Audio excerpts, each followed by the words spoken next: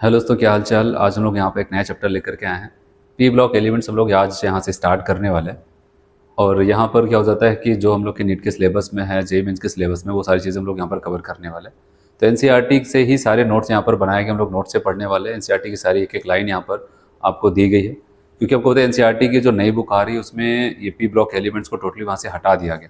तो जिसकी वजह से यहाँ पर क्या हो जाता है, जो पुरानी बुक थी, जो लेटेस्ट वहाँ पर थी, जो जिसमें पी ब्लॉक पाया जाता था, तो वहाँ से एक एक पॉइंट्स को वहाँ पर निकाल करके एक नोट्स बनाया गया।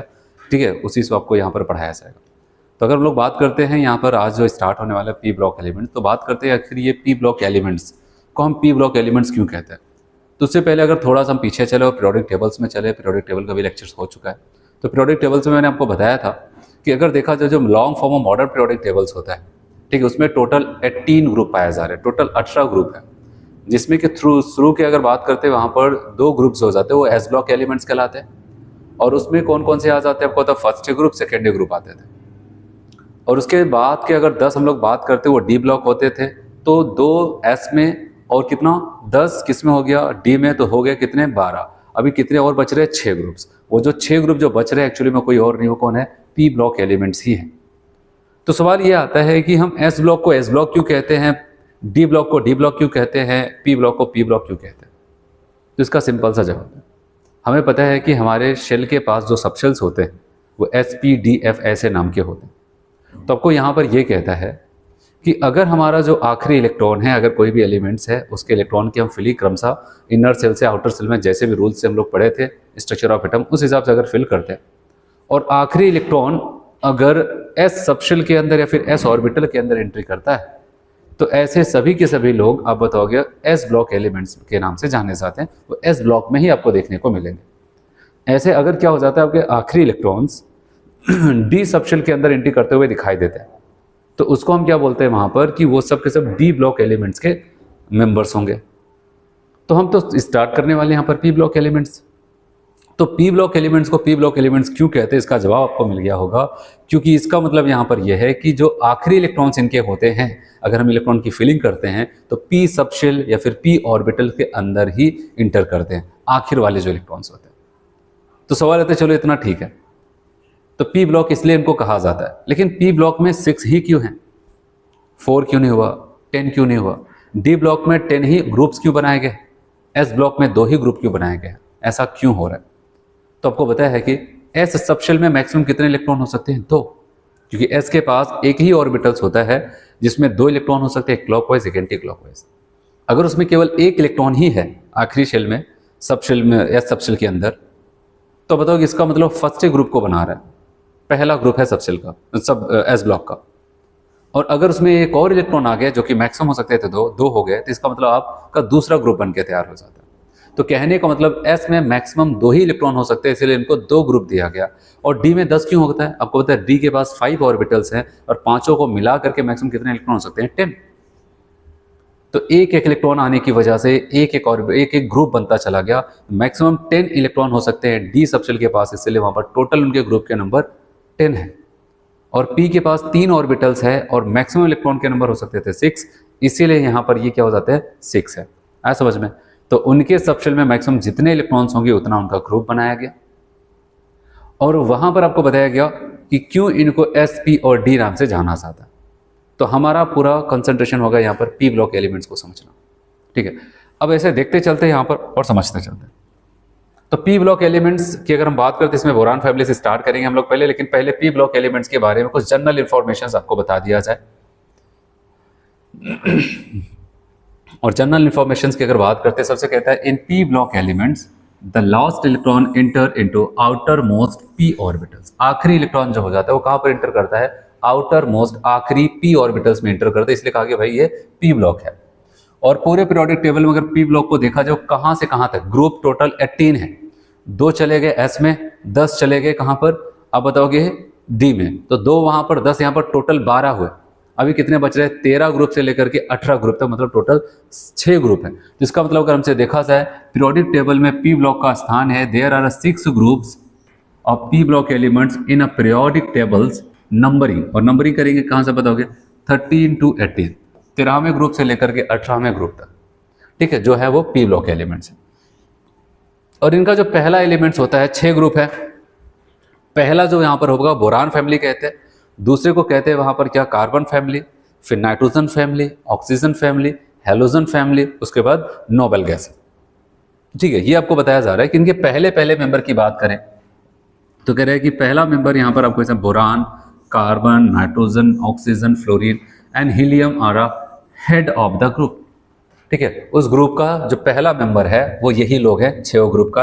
ये बोरान फैमिली का पहला ग्रुप है, ये दूसरा, तीसरा, ये चौथा, ये पांचवा और ये 6 नंबर का। ठीक है, फिर आगे आपको यहाँ पर कहता है कि इनके इलेक्ट्रॉनिक कॉन्फ़िगरेशंस की अगर हम बात करते हैं तो इलेक्ट्रॉनिक कॉन्फ़िगरेशन अगर पूरे P को मिला करके बोला जाए तो याद रखना P ब्लॉक एलिमेंट्स का इलेक्ट्रॉनिक कॉन्फ़िगरेशन NS2 और NP। N का मतलब आखिरी शेल, आखिरी शेल के S में 2 इलेक्ट्रॉन तो होना तय। फिर आखिरी शेल के जो P इलेक्ट्रॉन होगा उसमें 1 से लेकर के 6 तक इलेक्ट्रॉन हो सकते हैं। जैसे जैसे 1 इलेक्ट्रॉन, मैक्सिमम 6, मिनिमम 1, जैसे 1 से 2 हुआ, 3 हुआ, ऐसे एक एक ग्रुप बढ़ता चला जाएगा।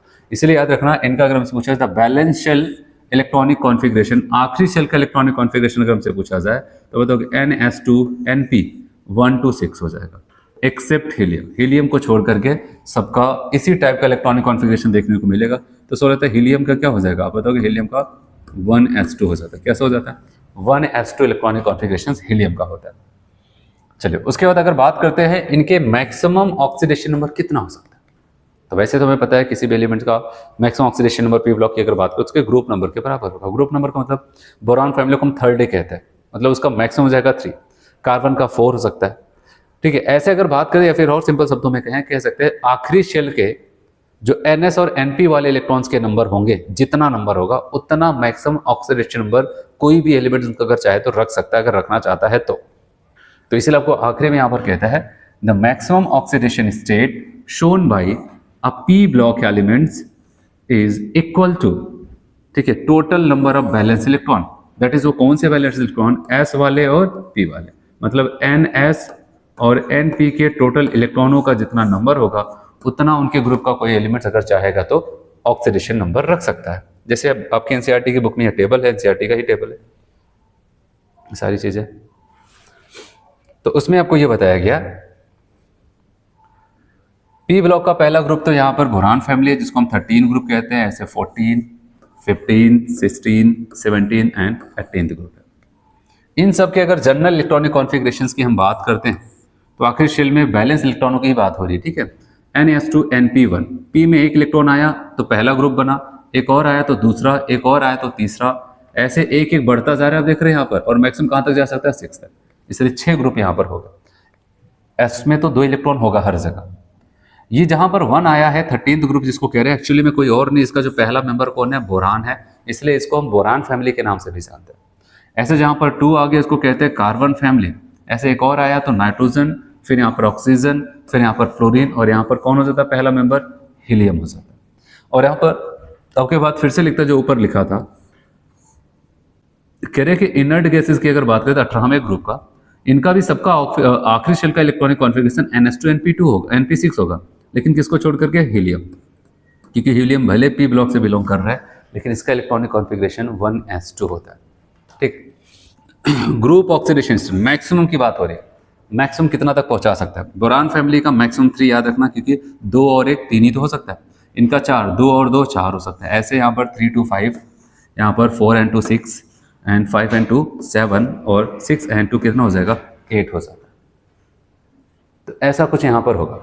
ठीक है, और दूसरे ऑक्सीडेशन स्टेट की अगर हम लोग बात करते हैं, जिसे ये तो इनके मैक्सिमम की बात आ रही है, मैक्सिमम इतना तक जा सकते हैं, और इसके अलावा और कौन के ऑक्सीडेशन नंबर्स वो रख सकते हैं, तो इनकी अगर बात करते हैं तो 13th ग्रुप में बताया गया कि यहाँ पर +1 हो सकता है।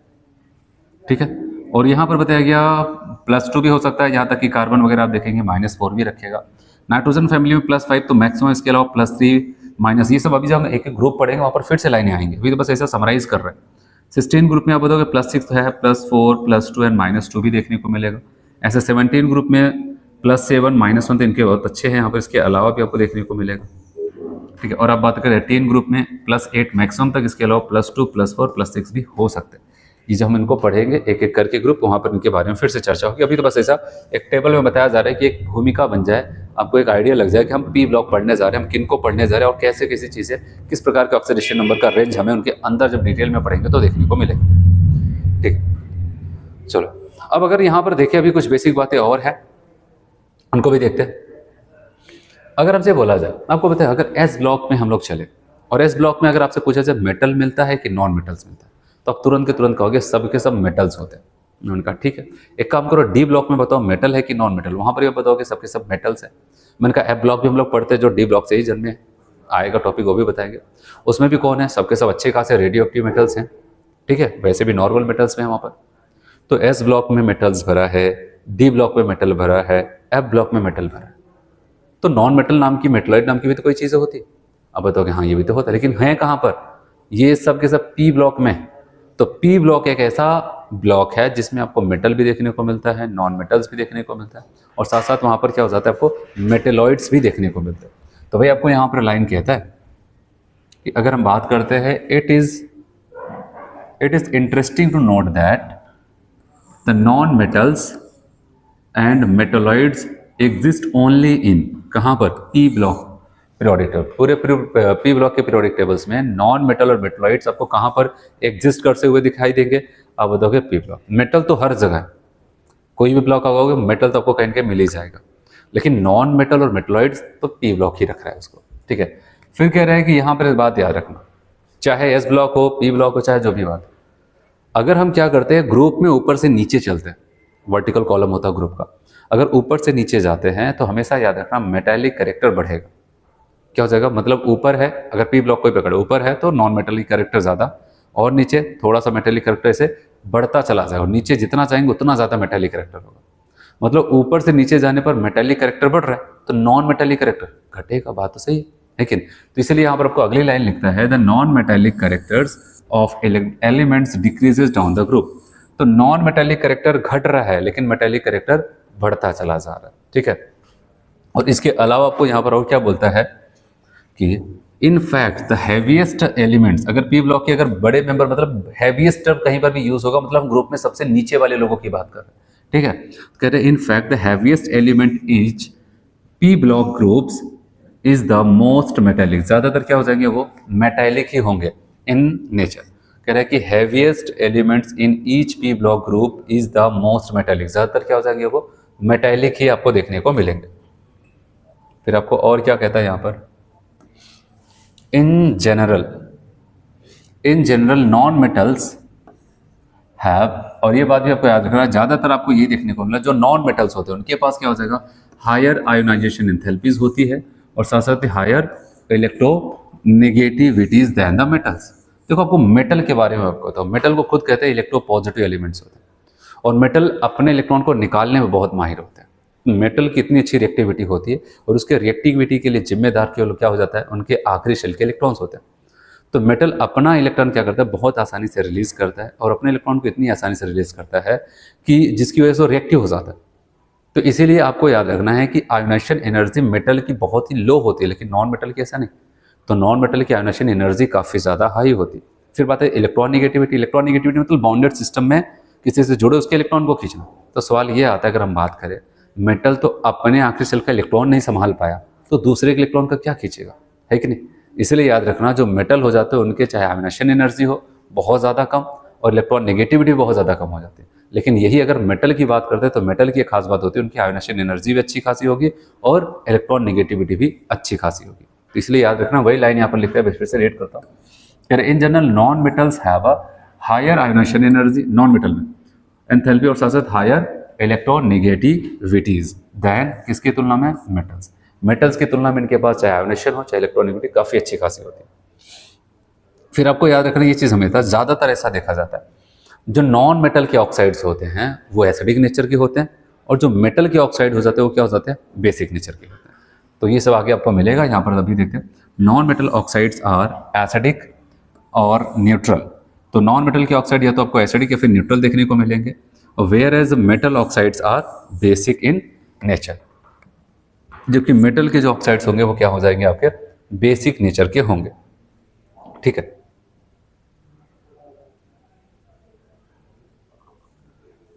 चलिए अब यहाँ से हम सही से पढ़ना शुरू करते हो। तो जनरल इन्फॉर्मेशन जो आपको बताया गया था, ठीक है, वहाँ पर जनरल इन्फॉर्मेशन था। तो मैंने आपको बताया कि जैसे कि अगर आप एनसीईआरटी की बुक अगर आपके पास पुरानी वाली होगी तो आपको वहाँ पर ये पी ब्लॉक्स मिल जाएंगे, ठीक है। तो वहाँ पर आप देखेंगे तो सबसे पहले इनके इंट्रोडक्शंस में पी ब्लॉक के बताते हैं कि क्या कैसे है, फिर जाकर के एक एक फैमिली स्टार्ट करते हैं। 11th वाली बुक अगर पुरानी वाली होगी आपके पास, वहाँ पर आपको मिलेगा 13 एंड 14th ग्रुप। फिर उसके बाद 12th वाले में आपको नाइट्रोजन फैमिली से लेकर के इनर्ट गैसेस तक आपको मिलता है। तो चलिए उसकी सारी एक एक लाइन है, अगर आपके पास एनसीईआरटी की बुक हो और आप उसको भी ओपन करके देख सकते हैं, जो मैंने यहाँ पर लिखा उसको भी देख सकते हैं, ठीक है। तो आपको वहाँ पर देखने को मिलेगा उसकी एक एक लाइन यहाँ पर, बस वहाँ पर बड़े से पैराग्राफ्स दिए गए हैं, ठीक है, 8-10 लाइन का। तो मैंने उसको एक एक पॉइंट्स वहाँ पर बना दिया है एक आसान तरीके से, जिससे कि आपको वो पॉइंट्स अच्छे से याद करने के लिए आपको बहुत ज़्यादा आसान हो जाए। चलिए बोरान फैमिली की स्टार्ट करते हैं। और बोरान फैमिली की अगर बात करते हैं तो यहाँ पर हम बोरान फैमिली के बारे में, ये कौन से ग्रुप से बिलोंग कर रहे हैं, कहा जाएगा पहला पी ब्लॉक का ग्रुप है, 13th ग्रुप कहा जाता है, एलिमेंट्स हो जाता है, इसको बोरान फैमिली कहते हैं, ठीक है। और बोरान फैमिली में अगर आते हैं, सबसे पहले हम देखते हैं कौन कौन यहाँ पर पाया जा रहा है और क्या क्या है, ठीक है।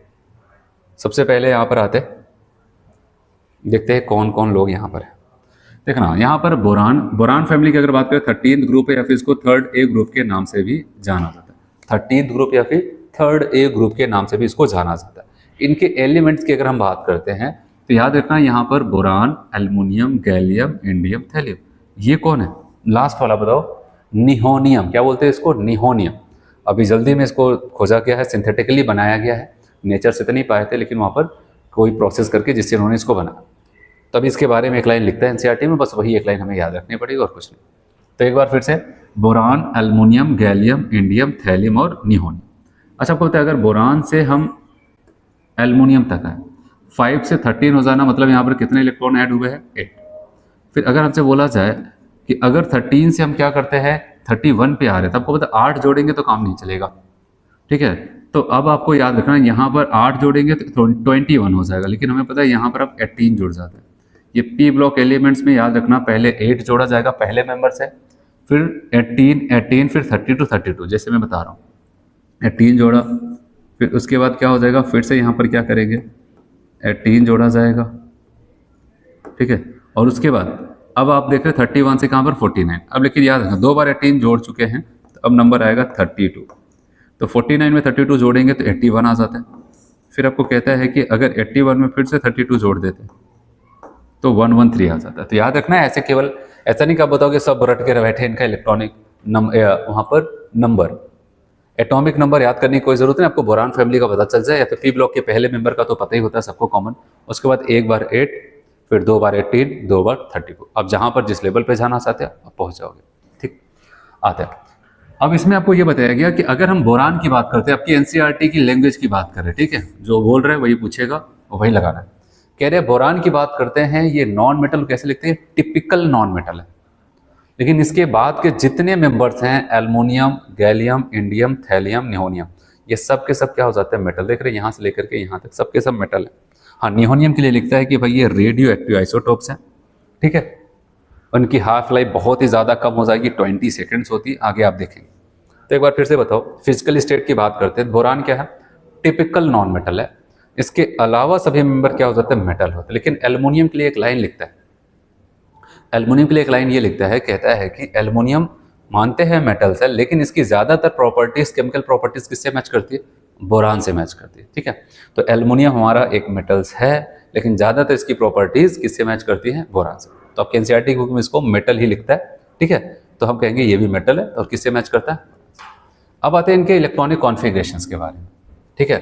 इलेक्ट्रॉनिक कॉन्फ़िगरेशंस की अगर बात करते हैं, याद रखें इनके जनरल इलेक्ट्रॉनिक कॉन्फ़िगरेशंस की अगर हम बात करेंगे तो वो क्या हो जाता है, NS2 NP1, ठीक है। इनके वैलेंस इलेक्ट्रॉनों का कॉन्फ़िगरेशन ये NS2 NP1। जैसे अगर बात करते हैं बोरान, बोरान के पास टोटल इलेक्ट्रॉन है 5।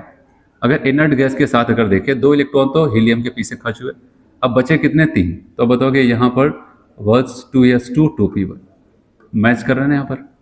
फिर एल्युमिनियम 13 है, तो हम कहेंगे 10 तो नियॉन वाले कॉन्फ़िगरेशन की तरह होगा। उसके बाद बचे हुए 3 इलेक्ट्रॉन 3s2 3p1। देख रहे हैं यहाँ पर कैसे होता जा रहा है, 3s2 3p1। ऐसे अगर हम बात करते हैं गैलियम, गैलियम जिसका यहाँ पर 31 है। अब अगर आपको लगता है कि यहाँ पर ये, तो आर्गन में केवल 18 इलेक्ट्रॉन खर्च हुए, कितना, 18। अगर आपको लगता है 18, यहाँ पर केवल 4:4p1 कर देते हैं, 19, 20, 21, लेकिन हमें तो 31 का जवाब देना है, तो सवाल अब तो नहीं हो पा रहा है। अब क्या होगा? तो याद रखना यहाँ पर इसका मतलब 4:4p1 को भरने से पहले उससे एक शेल अंदर तीसरे शेल में 3D को पूरा भरा जा रहा है, तब जाकर के यहाँ पर 4:4p1 टाइप का कॉन्फ़िगरेशन। ऐसे 49 यहाँ पर क्रिप्टन के बाद आप देखेंगे 5:5p1 भरने से पहले 4D10 को भरा जा रहा है। आप देख रहे हैं कि यहाँ पर ऐसा आता जा रहा है, इससे पहले नहीं आया, लेकिन अब यहाँ से आप देख रहे हैं गैलियम, इंडियम, थैलियम, इसके नीचे सब जहाँ आपको लास्ट कॉन्फ़िगरेशन वैलेंस शेल के कॉन्फ़िगरेशन से पहले किसी और को भरना पड़ रहा है। ऐसे थैलियम में आते हैं। अब बताओ कि 6s2 और 6p1 से पहले 5f14 और 5d10 को भरना पड़ रहा है। ऐसे निहोनियम में आते हैं। निहोनियम की अगर बात करते हैं 7s2 7p1 से पहले 5f14 6d10 को भरना पड़ रहा है। और याद रखना एक ऐसी लाइन यहाँ पर अगर आप अभी सीख जाते हो तो आगे पूरा पी ब्लॉक में ये बार बार रिपीट होगा, और एक जगह कंफर्म हो जाए उसके बाद कोई टेंशन ही नहीं, यहाँ तक कोई दिक्कत नहीं। आपको पता है अगर पीरियड के हिसाब से देखेंगे, बोरान सेकेंड पीरियड का एलिमेंट्स होता है और एल्युमिनियम थर्ड पीरियड का। उसके बाद यहाँ पर ये फोर्थ, ये फिफ्थ, ठीक है, ये सिक्स, ये सेवन्थ, ऐसे कुछ होता है, 7 पीरियड होता है ना। सेकेंड और थर्ड पीरियड तक कोई दिक्कत नहीं। थर्ड पीरियड के एलिमेंट के पास वैकेंट डी ऑर्बिटल्स होते हैं, लेकिन यहाँ पर खुद के इलेक्ट्रॉन्स की फीलिंग उसके अंदर नहीं होती, क्योंकि उसके अंदर पड़ा रहता है। क्योंकि अगर तीसरे शेल में आ गए तो तीसरा डी प्रेजेंट है, लेकिन उसमें इलेक्ट्रॉन नहीं जाता था। लेकिन अगर हम थर्ड के बाद आते हैं तो यहाँ पर 3D में और 3D की और कहीं पर 5D, और उसके बाद क्या हो जाता है यहाँ पर 4 या 5F, इनकी कंप्लीट फिलिंग होने लगती है। और याद रखना कि मैंने आपको पीरियोडिक टेबल में एक बात बताई थी, ठीक है, कि अगर हमसे पूछा जाए एक पर्टिकुलर शेल है, ऐसे एक एटम है, ठीक है, मैंने कहा कि पहला शेल, दूसरा शेल, तीसरा, ऐसे बहुत सारे शेल्स हैं, ठीक है, ऐसे यहाँ पर, और मान लेते एक और यहाँ पर इलेक्ट्रॉन पाया जा रहा है। तो मैंने आपको एक बात बताई थी, मान लेते यहाँ पर एक पर्टिकुलर शेल है, इसके अंदर काफ़ी शेल होंगे, सब शेल होंगे। आपको पता है यहाँ पर S होगा, P होगा, D होगा, F होगा, और आपको पता है यहाँ पर इलेक्ट्रॉन, इनके पास भी इलेक्ट्रॉन्स होंगे, इनके पास भी क्या हो जाएंगे, इलेक्ट्रॉन्स होंगे। अब इस शेल के इलेक्ट्रॉन्स, आपको पता है इनर सेल के इलेक्ट्रॉन आउटर सेल के इलेक्ट्रॉनों के ऊपर एक रिपल्शंस लगाते हैं। उस रिपल्शंस को हम लोग स्क्रीनिंग या फिर शील्डिंग इफेक्ट बोलते हैं। क्या बोलते हैं? स्क्रीनिंग या फिर शील्डिंग इफेक्ट कहते हैं। लेकिन अगर यहाँ पर मैं आपको बताऊं स्क्रीनिंग या फिर शील्डिंग इफेक्ट, तो अब यहाँ पर इन सबके इलेक्ट्रॉन्स है, एस के पास तो केवल 2 हो सकता है, मैक्सिमम के पास 6 हो सकते हैं, यहाँ पर तो 10, यहाँ पर 14। तो सवाल आता है कि अगर हमसे इस सेल से पूछा जाए कि इन सेल के जितने भी मेंबर, एस वाले, पी वाले, डी वाले, एफ वाले, पूछा जाए कौन आखिरी शेल के इलेक्ट्रॉन के ऊपर सबसे ऊपर ज्यादा रिपल्शंस लगाएगा, जिसको हम स्क्रीनिंग या फिर शील्डिंग इफेक्ट कहते हैं, तो आपको पता है सबसे ज्यादा कौन लगाएगा? एस वाला लगाएगा, फिर पी वाला, फिर हमें डी और एफ से बहुत उम्मीद थी कि तो 10 और ये 14 इलेक्ट्रॉन लेके बैठते हैं, इनको तो सबसे ज्यादा लगाना चाहिए, लेकिन यही लोग सबसे यहाँ पर धोखा देते हैं। अब बताओगे यहाँ पर क्या हो जाता है, ये डी और एफ, तो सबसे ज्यादा जिसके पास इलेक्ट्रॉन सबसे कम था, जैसे कि एस, वो सबसे ज्यादा रिपल्शंस लगा रहा है, स्क्रीनिंग इफेक्ट लगा रहा है। पी थोड़ा सा कम, डी और कम, एफ सबसे ज्यादा कम। पता है क्यों? कैसे बताया था आपको जब पीरियोडिक टेबल पढ़ा रहा था? मैंने कहा कि याद रखना ये जो डी और एफ वाले है ना, ये क्या कर जाते हैं, भले इलेक्ट्रॉन को बहुत ज्यादा रखते हैं, लेकिन इनकी साइज काफी बड़ी होती है। जब साइज काफी बड़ी होती है तो इनके इलेक्ट्रॉन बहुत दूर दूर तक बिखरे होते हैं। जब बहुत दूर दूर तक बिखरे होते हैं तो अच्छा रिपल्शन यहाँ पर नहीं लगा पाता, ठीक है। तो बड़ी साइज डी और एफ की होने की वजह से हमें पुअर स्क्रीनिंग या फिर शील्डिंग इफेक्ट देखने को मिलता है। लेकिन एक बात याद रखना, अगर यहाँ पर डी में इलेक्ट्रॉन, एफ में इलेक्ट्रॉन, जैसे जैसे इलेक्ट्रॉन जितने होंगे उतने न्यूक्लियस में प्रोटॉन भी तो होगा। अगर ये रिपल्शन अच्छा नहीं लगाएंगे तो आपको पता है आखिरी शेल के इलेक्ट्रॉनों को कौन खींच रहा है? Z effective. कौन खींच रहा है? Z effective. तो अगर ये रिपल्शन अच्छा नहीं लगाएंगे ये लोग, तो जेड इफेक्टिव क्या कर जाएगा, ये आखिरी शेल के इलेक्ट्रॉन को और टाइटली और कस के पकड़ने लगेगा, टाइटली होल्ड करने लगता है। तो इसलिए याद रखना कि यहाँ से, कहाँ से, यहाँ से, ये, क्योंकि ये अगर फैमिली आपको समझ में आती है तो आगे की सारी फैमिली, इसके आगे तो सब सिंपल हो जाएंगे, ठीक है। तो इसलिए याद रखना जहाँ से डी, कंप्लीट डी और एफ की फिलिंग स्टार्ट होने लगती है, वहाँ पर क्या हो जाएगा कि आप बताओगे यहाँ पर पुअर स्क्रीनिंग इफेक्ट एंड, अब बताओगे स्क्रीनिंग इफेक्ट तो काफ़ी ज़्यादा पुअर देखने को मिलेगी, और जेड इफेक्टिव यहाँ पर इनकी तुलना में बढ़ता हुआ दिखाई देगा। और इसी की वजह से आप देखोगे जैसे हेवियर मेंबर ऊपर से नीचे आते हैं, हर कोई जनरल ट्रेंड फॉलो करे, लेकिन जैसे एल्युमिनियम से गैलियम की तरफ बढ़ेंगे, वहीं से बदलाव, वहीं से डिस्टर्बेंस आपको देखने को मिलते हैं। ठीक है। तो ये जो पहला है यहाँ पर जो मैंने आपको बताया, एक बार मैं फिर से समराइज करता हूँ क्योंकि बहुत इंपॉर्टेंट है, ये समझ में आया तो आपको आगे की सारी चीज़ें। थर्ड ए ग्रुप भी इनको कहा जाता है, 13 ग्रुप बोरान फैमिली के मेंबर को। Boron aluminium, gallium, indium, thallium और निहोनियम होता है। ठीक है। अगर देखा जाए 13वें ग्रुप से और आखिरी मेंबर का एटॉमिक नंबर क्या होता है 113। ऐसे 14वें ग्रुप से जो बिलोंग करेगा उसका 114, ऐसे 15वें से 115, 116, 117, 118 ऐसा होता है। फिर अगर बात करते हैं यहाँ से यहाँ पर आने के लिए, मैंने कहा कि पहले 8 फिर 18, फिर 2 बार 32 होता है। ठीक है। बोरान हमारा अकेला टिपिकल नॉन मेटल है, इसके अलावा सबके सब मेटल है। हाँ, एल्युमिनियम की बात करते हैं तो मेटल, लेकिन ये क्या कर जाते हैं, बोरान की तरह ज्यादा रिएक्शंस करते हैं। ठीक है। General electronic configuration NH2 NP1 type का होता है। गैलियम से हमें 3D और यहाँ पर 3D 4D और ऐसे जैसे गैलियम और गैलियम से नीचे आते हैं तो D और F में हमें कंप्लीट फ्री इलेक्ट्रॉन देखने को मिलते हैं, जिसकी वजह से हम जानते हैं कि D और F इलेक्ट्रॉन नाम के तो अच्छे हैं, लेकिन जब रिपल्शंस लगाने की बात आती है तो उतने अच्छे से रिपल्शंस नहीं लगा पाते हैं, तो जिसकी वजह से पुअर स्क्रीनिंग इफेक्ट होगा और जेड इफेक्टिव वहां पर इंक्रीज करेगा इनके रेस्पेक्ट में। ठीक है, क्लियर हो इतना? चलो अब आगे बढ़ते हैं। चलो इनकी फिजिकल स्टेट के बारे में पहले सुन लेते हैं, सारी बातें मैंने आपको बताई। Boron is always a non metal, boron is a typical non metal, ऐसा टर्म यूज करता है। और एल्युमिनियम के लिए आपकी बुक में लिखते हैं, एनसीईआरटी में कहता है कि इज अ मेटल, एक मेटल है, but show many chemical similarities to boron. ज्यादातर इनकी जो रिएक्शंस करने का तरीका होगा या फिर केमिकल प्रॉपर्टीज होगी वो बोरान से ही मैच करती है, लेकिन है मेटल। फिर इसके अलावा और member gallium, indium and thallium are most exclusively metallic nature. इसमें कोई संदेह नहीं, ठीक है, कि हम उसको मेटालिक ना कहें, ये तो एकदम प्योर मेटल है। हाँ, एल्युमिनियम की बात करते हैं उसको मेटल लिखता है, लेकिन कहता है उसके करेक्टर किसके मिलते जुलते हैं, नॉन मेटल की तरह, मतलब बोरान की तरह, लेकिन कोई बात नहीं, मेटल उसको कहते हैं। लेकिन हाँ, गैलियम, इंडियम, थैलियम तो बिना किसी संदेह के 100% वो कहाँ पर कह रहे हैं, अच्छे खासे मेटल्स है। चलो अब एक एक करके एलिमेंट्स को यहाँ पर सीखना शुरू करेंगे। सबसे पहले जो एलिमेंट्स है यहाँ पर उसका नाम है बोरान। ठीक है, तो हम बोरान का इंट्रोडक्शन देखेंगे। बोरान हमारे नेचर्स में लगभग कितना % अर्थ क्रस्ट में पाया जाता होगा, ठीक है, वो किस किस फॉर्म में पाया जाता होगा, ठीक है, कितने आइसोटॉप्स हैं, कौन सा आइसोटॉप ज़्यादा कौन कम, ये सारी चीज़ों को हम लोग देखेंगे। तो चलो आते हैं बोरान। पहला एलिमेंट है, नाम है बोरान। ये सब कुछ एनसीईआरटी की लाइन बाय लाइन है, अगर आपको लगे तो आप वहाँ पर एनसीईआरटी की बुक ला करके वहाँ से आप उसको देख सकते हैं, सारी चीज़ों को वहाँ पर मैंने उसी से लिखा।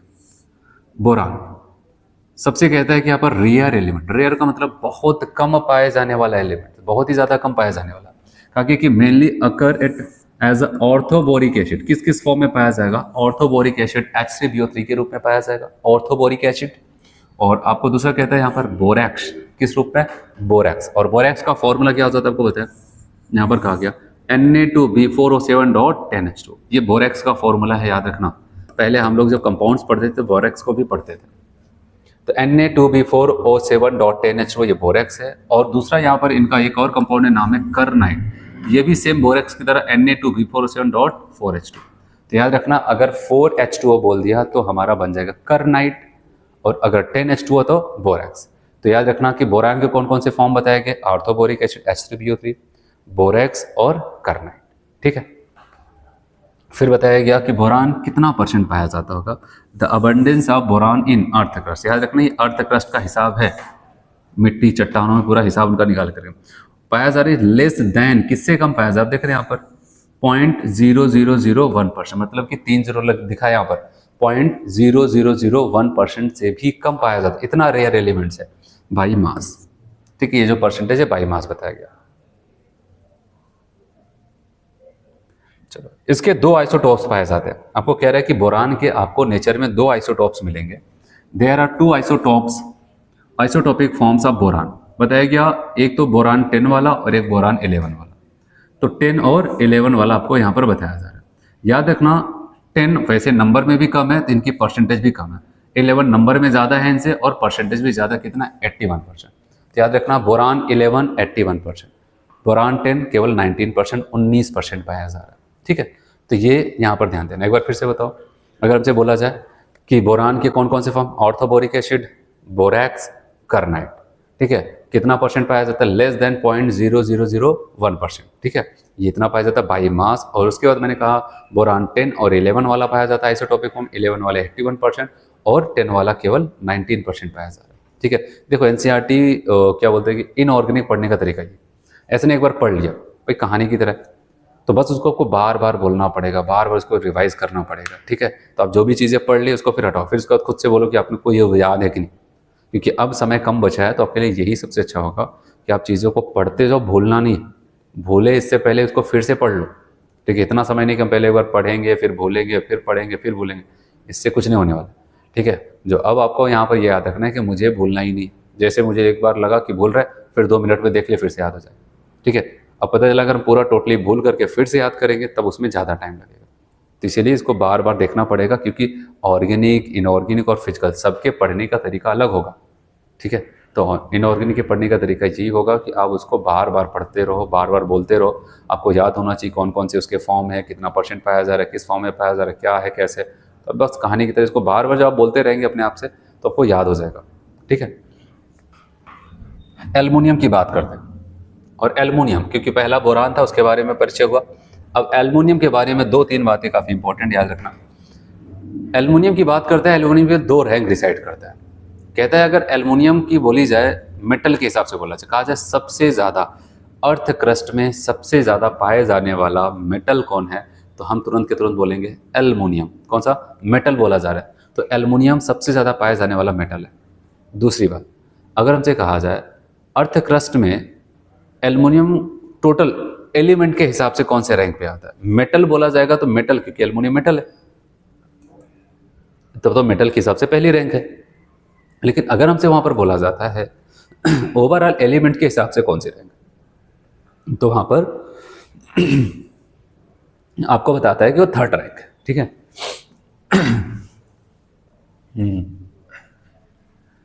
चलो यहां पर देखते हैं हम लोग, तो आपको यहां पर बताता है कि aluminium is the most abundant metal. देखो यहां पर कहता है कि मोस्ट अबंडेंट मेटल, तो मेटल के हिसाब से इसकी कौन सी रैंक है, आपको बताया गया कि पहली रैंक है। And 3rd most abundant elements, और एलिमेंट के हिसाब से कौन सी रैंक है इसकी, 3rd। एलिमेंट के हिसाब से यहाँ पर इसकी 3rd रैंक है। अगर एलिमेंट बोला जाए तो 3री रैंक है, लेकिन मेटल बोला जाए तो पहली रैंक है, ठीक है। अगर ये एलिमेंट में 3री रैंक रखते हैं तो सवाल है पहला दूसरा कौन है, तो पहला दूसरे आपको कहता है कि अर्थ क्रस्ट में आपको कहता है 8.3% बाई मास ये पाया जाता है, ठीक है। इनके बारे में एल्युमिनियम अर्थ क्रस्ट में किसके बाद कह रहा है कि आफ्टर ऑक्सीजन, ऑक्सीजन 45.5% पाया जा रहा है, फर्स्ट रैंक पे है। एंड सिलिकॉन कितना 27.7%। याद रखना एलिमेंट बोला जाए मतलब सबकी बात हो रही, अगर एलिमेंट हो गए मतलब चाहे मेटल हो, नॉन मेटल, मेटलॉइड हो, कोई भी हो, सबकी बात हो रही, तो उस हिसाब से इनकी 3री रैंक बैठ रही। लेकिन अगर हम बात करते हैं केवल मेटल, मतलब नॉन मेटल, मेटलॉइड को छोड़ दिया, केवल मेटल मेटल में ही कंपैरिजन हो रहा है, तब वहां पर क्या हो जाता है पहले रैंक। जिसे हम कहते हैं अगर मान लेते हैं किसी का, ठीक है, ओवरऑल फिजिक्स केमिस्ट्री बायोलॉजी में, ठीक है, पहली रैंक है, लेकिन बायोलॉजी में हो सकता है वहाँ पर उसका क्या हो जाता है फिजिक्स केमिस्ट्री बायोलॉजी के हिसाब से तीनों में, तो वहाँ पर मिलाकर ओवरऑल मार्क्स के हिसाब से उसकी 3री रैंक बन रही, लेकिन बायोलॉजी में हो सकता है उसकी पहली रैंक बन रही हो, बस सेम वैसे ही हो जाता है। तो आपको यहाँ पर एल्युमिनियम के लिए कहता है मेटल के हिसाब से पहली, और ओवरऑल के हिसाब से अगर देखें जाए एलिमेंट के हिसाब से 3री रैंक है। तो पहला दूसरा कौन है, ऑक्सीजन और सिलिकॉन। अब जैसे अभी मैंने आपको बताया बोरान, तो बोरान के कौन कौन सा, ऑर्थोबोरिक, बोरेक्स और कर्नाइट था। तो इनके भी कुछ मिनरल फॉर्म्स पाया जाता है जिस फॉर्म में अर्थ क्रस्ट में पाए जाते हैं। Important minerals of aluminiums are, पहला आपको कहता है बॉक्साइट, क्या बोलते हैं यहाँ पर बॉक्साइट, और बॉक्साइट में क्या Al2O3.2H2, Al2O3.2H2 तो बॉक्साइट हो जाता है। एंड क्रायोलाइट, क्रायोलाइट का फॉर्मूला क्या हो जाएगा Na3Al(F6), क्या हो जाएगा Na3Al(F6), ये हमारा क्रायोलाइट हो जाता है। याद रखना अभी ऊपर करनाइट पढ़े थे, कल को ऐसा ना अभी दिख रहा है बाद में दोनों मिल जाए इधर उधर हो जाए। तो करनाइट किसका है, बोरान का है, और क्रायोलाइट किसका हो जाता है, एल्युमिनियम का। क्रायोलाइट का फॉर्मूला Na3Al(F6) हो जाता है। चलो नेक्स्ट बात करते हैं। यहाँ पर कहता है कि गैलियम, इंडियम एंड थैलियम, ठीक है, गैलियम, इंडियम, थैलियम, ये लास्ट के मेंबर। बोरान एल्युमिनियम को तो अच्छे से बताता है, फिर इनके लिए लास्ट में समेटता है, कहता है gallium, indium, thalliums are less abundant element in nature, इनकी परसेंटेज नेचर में काफ़ी कम पाई जाती है, ठीक है। फिर सबसे आखिरी वाला जो मैंने आपको बताया था नाम था निहोनियम, याद आया, निहोनियम के बारे में आपको ये बताता है, nihonium has been prepared in small amount and has a half life of its most stable isotope is 20 second. मतलब इसके बहुत सारे आइसोटॉप जो भी होंगे निहोनियम का, जो इसमें सबसे स्टेबल आइसोटॉप होगा उसका केवल 20 सेकेंड है, और इसके अलावा और जो होते होंगे उनकी बात ही छोड़ दो, पता नहीं, हो सकता है बनते तुरंत टूटते होंगे। तो इसलिए आपको बताया गया कि nihonium has been prepared in small amount and half life of its most stable isotopes is 20 second. उनका केवल 20 सेकेंड होता है। फिर आपको आगे क्या लाइन लिखता है, कहता है nihonium is a synthetically prepared radioactive isotopes. मतलब ये कहीं से ऐसा उठाया नहीं गया, प्राप्त नहीं किया, आइसोलेट नहीं किया गया, इसको बताया गया कि प्रिपेयर किया गया, बनाया गया है, और ये क्या होता है, रिएक्टिव एक्टिव होता है। बस इतना ही आपको निहोनियम के बारे में याद रखना और कुछ नहीं। ठीक है, तो अब हम लोग आते हैं यहाँ पर इनके बारे में, इनकी कुछ प्रॉपर्टीज़ को देखते हैं। प्रॉपर्टीज़ में देखना, याद रखना, ये पहली ऐसी ग्रुप्स है जिसमें सबसे ज़्यादा वेरिएशंस देखने को मिलता है। मतलब जो हम चाहते हैं उससे हटके ही होता है। तो इसीलिए याद रखना कि बोरान फैमिली पे आपको अपनी अच्छी पकड़ बना करके चलनी है। तो चलिए बात करते हैं एटॉमिक रेडियस। पहले आपको यहाँ पर खुद पता होना चाहिए। अगर मैं आपको यहाँ पर बताऊँ, मान लेते हैं कि पहले आप खुद अपना यहाँ पर कॉन्सेप्ट लगा के बताओ कि आप क्या जानते हो इनके बारे में। चलो अगर मैं ऐसे आपको बता दूँ, पीरियोडिक टेबल तो हम लोग पढ़ चुके हैं, ठीक है। उसके बारे में अगर हम देखें कुछ प्रॉपर्टीज़, देखो पीरियोडिक टेबल हम ग्रुप्स पढ़ रहे हैं, तब पीरियड्स में नहीं जाएंगे, ग्रुप में ही चलते हैं। ग्रुप में अगर हम टॉप टू बॉटम जाते हैं तो हम क्या जानते हैं, क्योंकि हमें पहले जनरल ट्रेंड पता होना चाहिए, फिर पता तो चले आखिर उस जनरल ट्रेंड्स में इसमें कितना बदलाव हो रहा है। अगर हम नीचे जाते हैं, आपको पता है नंबर ऑफ शेल्स क्या हो जाते हैं, बढ़ते हैं। नंबर ऑफ शेल बढ़ने की वजह से आपको पता है इनकी साइज वो भी क्या कर जाती है, बढ़ जाएगी, ठीक है। लेकिन साथ ही साथ याद रखना आयोनाइजेशन एनर्जी डिक्रीज करती थी, क्या बताया था, आयोनाइजेशन एनर्जी डिक्रीज करती है। और साथ ही साथ आप बताओगे अगर इलेक्ट्रॉन नेगेटिविटी की बात है वो भी नीचे जाने पर घटती है। और आपको बताएगा इलेक्ट्रॉन एफिनिटी, ये सब के सब क्या हो जाएंगे, नीचे जाने पर घटते हैं। ये आपको पता होना चाहिए, ठीक है। पहले आपको जनरल ट्रेंड पता हो, तब जा करके आप वहाँ पर और सारी चीज़ें कहाँ पर बदलाव हो रहा है वो पता चलेगा। हम ग्रुप पढ़ रहे हैं इसलिए ग्रुप की बात आई।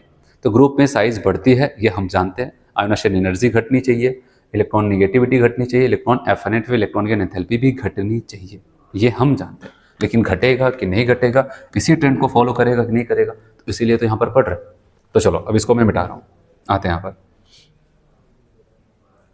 अब याद रखना एटॉमिक रेडियाई की बात आती है तो हम तो यहाँ पर पढ़ के तो यही जानते हैं बेसिक से भाई कि atomic radii number of shell के डायरेक्टली, क्योंकि अगर हम ग्रुप में नीचे जाएंगे नंबर ऑफ न्यूक्लियर क्या होता था, एक एक शेल, जैसे एक एक सेल में नीचे एक एक ग्रुप में नीचे आएंगे एक एक शेल बढ़ता चला जाता है। और आपको पता है रेडियस का मतलब होता है न्यूक्लियस से आउटर मोस्ट सेल के बीच की जो दूरी होती है उसी के रेडियस कहते हैं। तो जैसे जैसे सेल बढ़ता चला जाएगा न्यूक्लियस से आउटर मोस्ट सेल की भी दूरी बढ़ती चली जाएगी, ठीक है। तो इसलिए नंबर रेडियस, तो इस हिसाब से हमको ये लगता था कि एटॉमिक रेडियाई अगर हम लगाते हैं, हम कहते हैं देखो भाई तब तो बोरान से बड़ा एल्युमिनियम, एल्युमिनियम से बड़ा गैलियम, और गैलियम से बड़ा इंडियम, और इससे बड़ा थैलियम होना चाहिए। लेकिन क्या सच में ऐसा होता है? नहीं। तो क्या गड़बड़ हो गया? गड़बड़ यहाँ पर क्या होगा, आप देखोगे ये गैलियम जो हो जाता है वो एल्युमिनियम से छोटा हो जाता है, गैलियम जो हो जाता है वो एल्युमिनियम से छोटा हो जाता है। सवाल है ऐसा क्यों? क्या सेल उसके पास नहीं बढ़े क्या? सेल तो बढ़े, लेकिन क्यों छोटा हो जाता है आपको पता है? तो यहाँ पर जो इसका सही ऑर्डर पहले ये देखते हैं क्यों छोटा होता है उसको बताते हैं। एटॉमिक रेडियाई की बात करते हैं तो याद रखने का सही ऑर्डर ये होगा बोरान, फिर यहाँ पर गैलियम, फिर उसके बाद एल्युमिनियम, फिर इंडियम, थैलियम। ऐसा नहीं है कि एल्युमिनियम इनसे बड़ा हो गया, आप ऐसा कहेंगे कि गैलियम छोटा हो गया। और अब उस इलेक्ट्रॉनिक कॉन्फ़िगरेशन को देखो, जब भी थोड़ी देर पहले ऊपर मैंने आपको बताया, मैंने कहा था कि जब हम गैलियम में आते तो 3D10 भरता था, क्या हो जाता था? 3D10 फिल होता था, और 3D10 होने के बाद तब जाकर के 4s2 4p1 आता था। और 3D10 या फिर 3D या फिर D में इलेक्ट्रॉन आने की वजह से मैंने कहा था स्क्रीनिंग या फिर शेडिंग इफेक्ट क्या हो जाएगी? पुअर, और जेड इफेक्टिव क्या हो जाता था? इंक्रीज कर जाता था। इसीलिए गैलियम में D में 10 इलेक्ट्रॉन आने की वजह से उम्मीद ये थी कि वो आखिरी शेल के ऊपर 4s2 4p के ऊपर बहुत अच्छा रिपल्शन लगाएंगे, लेकिन उतना अच्छा रिपल्शन लगा नहीं पाए। और वो रिपल्शन तो लगाया नहीं, लेकिन जेड इफेक्टिव, जैसे जब स्क्रीनिंग इफेक्ट कम होगा तो जेड इफेक्टिव क्या हो जाएगा? बढ़ जाएगा। और जेड इफेक्टिव न्यूक्लियस में बैठे हुए प्रोटॉन ने क्या किया? आखिरी शेल के इलेक्ट्रॉनों को अपनी तरफ ज़्यादा खींच लिया, जिसकी वजह से रेडियस को सिकोड़ दिया, ठीक है। तो इसीलिए याद रखना ये हुआ। आपसे स्टेटमेंट में देखो तो ऐसे स्टेटमेंट में याद रखना atomic radii of gallium is less than that of aluminium.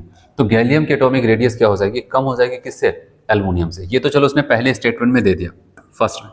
तो सवाल आता है सेकंड स्टेटमेंट या फिर रीजन में क्या लिख दे, क्या बताओगे, वो करेक्ट एक्सप्लेनेशन दे रहा है। तो याद रखना यही लाइन बोलेगा, आपकी बुक की ये डिक्टो लाइन है। अब बताओगे the presence of additional 10d electrons, D में 10 और इलेक्ट्रॉन आने की वजह से यहाँ पर ऑफर ओनली क्या करने लगता है, बहुत पुअर स्क्रीनिंग इफेक्ट देने लगता है for the outer electrons from the increase nuclear charge in gallium. भाई जब यहाँ पर आप यही मिला जुला कि यहाँ पर ये कहोगे स्क्रीनिंग इफेक्ट क्या हो जाती है, घट जाती है, जिसकी वजह से जेड इफेक्टिव क्या हो जाएगा, वो बढ़ जाएगा।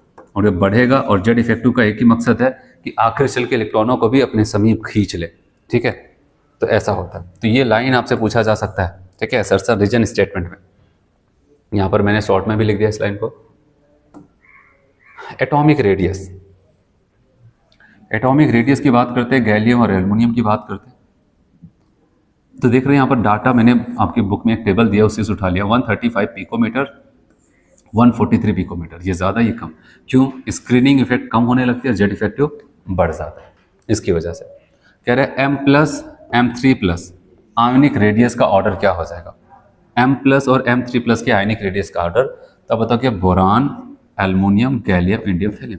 ये चीज़ नोट करने लायक है। एटॉमिक रेडियस की बात करते थे तो उसमें गैलियम छोटा, एल्युमिनियम बड़ा, लेकिन आयनिक रेडियस में ऐसा कुछ नहीं हो रहा। आयनिक रेडियस में ऐसी कोई दिक्कत नहीं है, तो याद रखना जनरल ट्रेंड को फॉलो कर रहा है, boron, aluminium, gallium, indium, thallium. Ionic radius में कोई दिक्कत नहीं है, ठीक है। और ये आपके वहाँ पर स्टेटमेंट में नहीं लिखता है, तो ये आपको टेबल से मिलेगा। कहाँ पर मिलेगा, टेबल अगर देखेंगे बुक में, तब अभी टेबल दिखाऊंगा। तो ये इंपॉर्टेंट था। और आयनिक रेडियस में भी याद रखना, अगर हमें भी कभी पूछे, उसमें कोई वेरिएशंस नहीं है, सिंपल ट्रेंड को फॉलो करता है। चलो, तो हमने साइज के बारे में, रेडियस के बारे में सीखा। अब सबसे खतरनाक ऑर्डर यहाँ पर आने जा रहा है, इसको भी समझने की कोशिश करते हैं हम लोग। Ionisation enthalpy. पहले आपसे पूछा जाए तो आप क्या जानते हो। आयनाइजेशन एंथैल्पी भी आपको बताया था कि नीचे जाने पर केवल साइज बढ़ती है, इसके अलावा और सारी प्रॉपर्टीज घटती थी।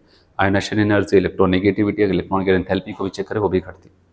तो सवाल आता है क्या यहाँ पर भी घटेगा, क्या यहाँ पर भी आयनाइजेशन एनर्जी घटेगी।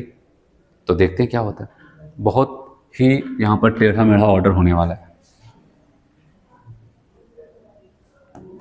चलिए, आयनाइजेशन एंथैल्पी में आपको ये कहता है, आयनाइजेशन एंथैल्पी कह रहे general trends do not decrease down the group. General trend जो होता है ना कि वहाँ पर decrease down the group, general trend को फॉलो नहीं करता है कि नीचे जाने पर आसानी से घट जाए। क्योंकि हमें एक पल के लिए यही लगता था भाई आयनाइजेशन एंथैल्पी, अगर हम ज़्यादा पढ़े लिखे नहीं हैं तो हम यहाँ पर जो जनरल ट्रेंड पढ़े वही बताएंगे, कहेंगे बोरान, ऐसे कहेंगे ना, बोरान, फिर एल्युमिनियम, फिर गैलियम, फिर इंडियम, और ऐसे थैलियम कह देते। अब तुरंत के तुरंत बताओगे गलत। इतना करके गए तो इससे ज़्यादा गलत कुछ हो ही नहीं सकता, ठीक है, इसको कतई मत लेना। अब आते तब सही क्या है, देखना यहाँ पर ट्रेंड। कह रहे सबसे पहले बोरान से एल्युमिनियम घटा। हमने कहा अच्छी बात है, वही तो हम भी कह रहे थे, बोरान से एल्युमिनियम घटे। तो बोरान से एल्युमिनियम घटा क्यों, क्योंकि नीचे जाने पर साइज बढ़ती थी, और साइज बढ़ती जाएगी जैसे जैसे आखिरी शेल के इलेक्ट्रॉन्स क्या हो जाएंगे, न्यूक्लियस से दूर होते चले जाएंगे, और वहाँ पर बड़ी साइज की वजह से बड़ी आसानी से रिलीज हो जाता है। तो आपको जब जनरल ट्रेंड मिलेगा जो होना चाहिए था, तो उसके लिए आपको वही जवाब देना पड़ेगा जो होना चाहिए था। क्या, कि अगर नीचे घट रहा है, नीचे जाने पर घट रहा है, तो आप बताओगे क्यों, क्योंकि साइज बढ़ जाती। लेकिन अब देखो ट्रेंड यहाँ पर बदल रहा है। लेकिन वही कह रहे हैं एल्युमिनियम से अगर हम गैलियम पे आते हैं, एल्युमिनियम से गैलियम पे आते हैं, तो आयनाइजेशन एनर्जी इंक्रीज कर जाएगी। पलट गया ऑर्डर। और कह रहे हैं ऐसा क्यों हो रहा है, जहां पर बदलाव होगा तो आपके पास वही लाइन होगी, poor shielding effect, effect on nuclear charge increase कर जाता है। तो गैलियम से एल्युमिनियम से गैलियम इंक्रीज होने का मतलब स्क्रीनिंग इफेक्ट वहां पर क्या हो जाती है, डिक्रीज कर जाती है, जिसकी वजह से आप बताओगे जेड इफेक्टिव क्या कर जाएगा, बढ़ जाएगा। तो जहां पर ऑर्डर बदला तो वहां पर हम क्या करते हैं कि वहां पर यही कहेंगे कि वहां पर स्क्रीनिंग इफेक्ट पूरा जिम्मेदार था। लेकिन वही अगर हम लोग बात करते हैं गैलियम से अगर इंडियम पे आते हैं, एक बार फिर से सही ट्रेंड को फॉलो किया, गैलियम से इंडियम हम यही चाहते थे, यहाँ पर घटना चाहिए था, देख रहे हैं वहाँ पर फिर से घटा है। तो बताओगे इसका मतलब क्यों, साइज बढ़ रही है, इसलिए गैलियम से इंडियम घट गया। लेकिन अगर इंडियम से थैलियम फिर से आते हैं तो फिर से बदल गया। कह रहे आयोनेशन एनर्जी बढ़ गई, और जब बढ़ गई हमारे सही ट्रेंड को फॉलो नहीं कर रहा था, हमारे पास वही जवाब होगा, क्योंकि आप बताओगे यहाँ पर स्क्रीनिंग इफेक्ट घट रहा है, और जिसकी वजह से आप बताओगे जेड इफेक्टिव बढ़ जाता है। तो ये आपको यहाँ पर ध्यान देना है कि पहले घटा फिर बढ़ा, फिर घटा, फिर बढ़ा। अगर देखा जाए घटना तो हर जगह चाहिए था, नीचे जाने पर घटना ही चाहिए था जनरल ट्रेंड के हिसाब से, लेकिन घट नहीं रहा। कुछ जगह सही ट्रेंड को फॉलो किया, कहीं पर फेल हुआ। तो फेल कहाँ कहाँ हुआ याद रखना, फेल कहाँ कहाँ हुआ। अब बताओ, जब एल्युमिनियम से हम गैलियम गए तब फेल हुआ। अब बताओगे एल्युमिनियम से गैलियम, और फिर कहाँ फेल हुआ, जब इंडियम से थैलियम गया, इंडियम से थैलियम। और आपसे पूछे ऐसा क्यों हो रहा था, आपके पास एक ही जवाब है घुमा फिरा करके, भाई जैसे से हम नीचे जाते हैं डी और एफ में इलेक्ट्रॉन्स फिल होना शुरू कर देते हैं, और डी और एफ के इलेक्ट्रॉनों का हमें पता है कि वो अच्छा स्क्रीनिंग इफेक्ट, अच्छा रिपल्शंस नहीं लगाते आउटर मोस्ट के सेल के पास। जब रिपल्शंस अच्छा नहीं लगाएंगे तो न्यूक्लियस उसको कस के पकड़ लेगा, टाइटली होल्ड करेगा, और अगर न्यूक्लियस ने इलेक्ट्रॉन को कस के पकड़ लिया तो वहां से उसको छुड़ाने के लिए हमें ज़्यादा एनर्जी देनी पड़ती। इसलिए याद रखना, तो आपके पास ऐसा बोलेगा, स्टेटमेंट में बोलेगा कि बोरान फैमिली में आयोनेशन एंथैल्पी के लिए जब एल्युमिनियम से गैलियम और इंडियम से थैलियम जाते हैं तो हमें डेविएशंस वहाँ पर क्यों देखने को मिलता है। तो आपके पास एक ही लाइन होगा, तो आप बताओगे क्योंकि वहाँ पर स्क्रीनिंग इफेक्ट क्या हो जाती है, पुअर होने लगती है, और जेड इफेक्टिव इंक्रीज कर जाता है। ठीक है, उसकी वजह से ऐसा कुछ होता है। ठीक, उन्हीं की वजह से ऐसा कुछ आपको देखने को मिलता है। और स्क्रीनिंग इफेक्ट पुअर होने का रीज़न क्या है, अब बताओगे D and F electrons, D और एफ इलेक्ट्रॉन ही उसके लिए जिम्मेदार है। तो चलिए आप देखते हैं यहाँ पर, ये बहुत इंपॉर्टेंट है ये सारी चीज़ें। ठीक है, और अगर बोरान फैमिली में आपने अच्छी पकड़ बना ली, उसके बाद इसके अलावा आगे आपको बहुत सिंपल दिखने वाला है। ठीक है, आप बताओ कि जब ये समझ लिया तो आगे वाला तो काफ़ी लोग जनरल ट्रेंड फॉलो करते, थोड़ा बहुत कहीं पर देखने को मिलता है। तो अगर इसका डाटा के बेसिस पे हम लोग क्या करते हैं, वहाँ पर एक ऑर्डर बना ले। वैसे तो आपको मैंने बताया कि दो जगह डेविएशंस, अब तक एल्युमिनियम से गैलियम और इंडियम से थैलियम दिखा, लेकिन इसके अलावा अगर मैं एक जनरल ट्रेंड बनाए यहाँ पर उनकी वैल्यू के हिसाब से, आप बताओ कि बोरान, फिर थैलियम, फिर गैलियम, एल्युमिनियम, इंडियम। तो इसके लिए मैं एक कोड यहाँ पर बताता हूँ, आप इसे याद कर सकते हैं। बोतल गया ऑल इंडिया। ठीक है, ऐसे याद कर सकते हैं। अगर बाई चांस के डाटा के बेसिस पे बोले आयोनेशन एनर्जी, तो बोतल में बो जो यहाँ पर बताया बोरान को, तल मतलब टीएल को, गया का मतलब गैलियम, आल का मतलब एल्युमिनियम, और इंडिया का मतलब इंडिया। बोतल गया ऑल इंडिया, ये आयोनाइजेशन का ऑर्डर है। कल को ऐसा नहीं कि पता चले कि कोई कोड था निमोनिक्स का, उसको याद तो कर रहे लेकिन वो किसके लिए था ये नहीं पता। तो आयोनेशन के लिए बता रहा हूँ, क्योंकि ज़्यादा हम लोग निमोनिक्स नहीं, जहाँ पर एक तो ज़रूरत पड़ेगा वहाँ पर बात करेंगे, नहीं तो सारे कॉन्सेप्ट से देखेंगे वहाँ पर, क्योंकि अब ऑर्डर से ज़्यादा हो कहीं कहीं वहाँ पर स्टेटमेंट पूछे जाने के चांसेस रहते हैं। ठीक है, तो हमें उसको क्लियर होना चाहिए आखिर ऐसा क्यों आ रहा है।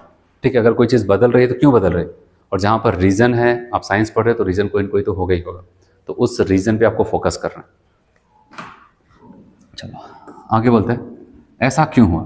Discontinuity in ionisation enthalpy value between aluminium and gallium and between the indium and thallium are due to the inability of D and F electrons which have low screening effects।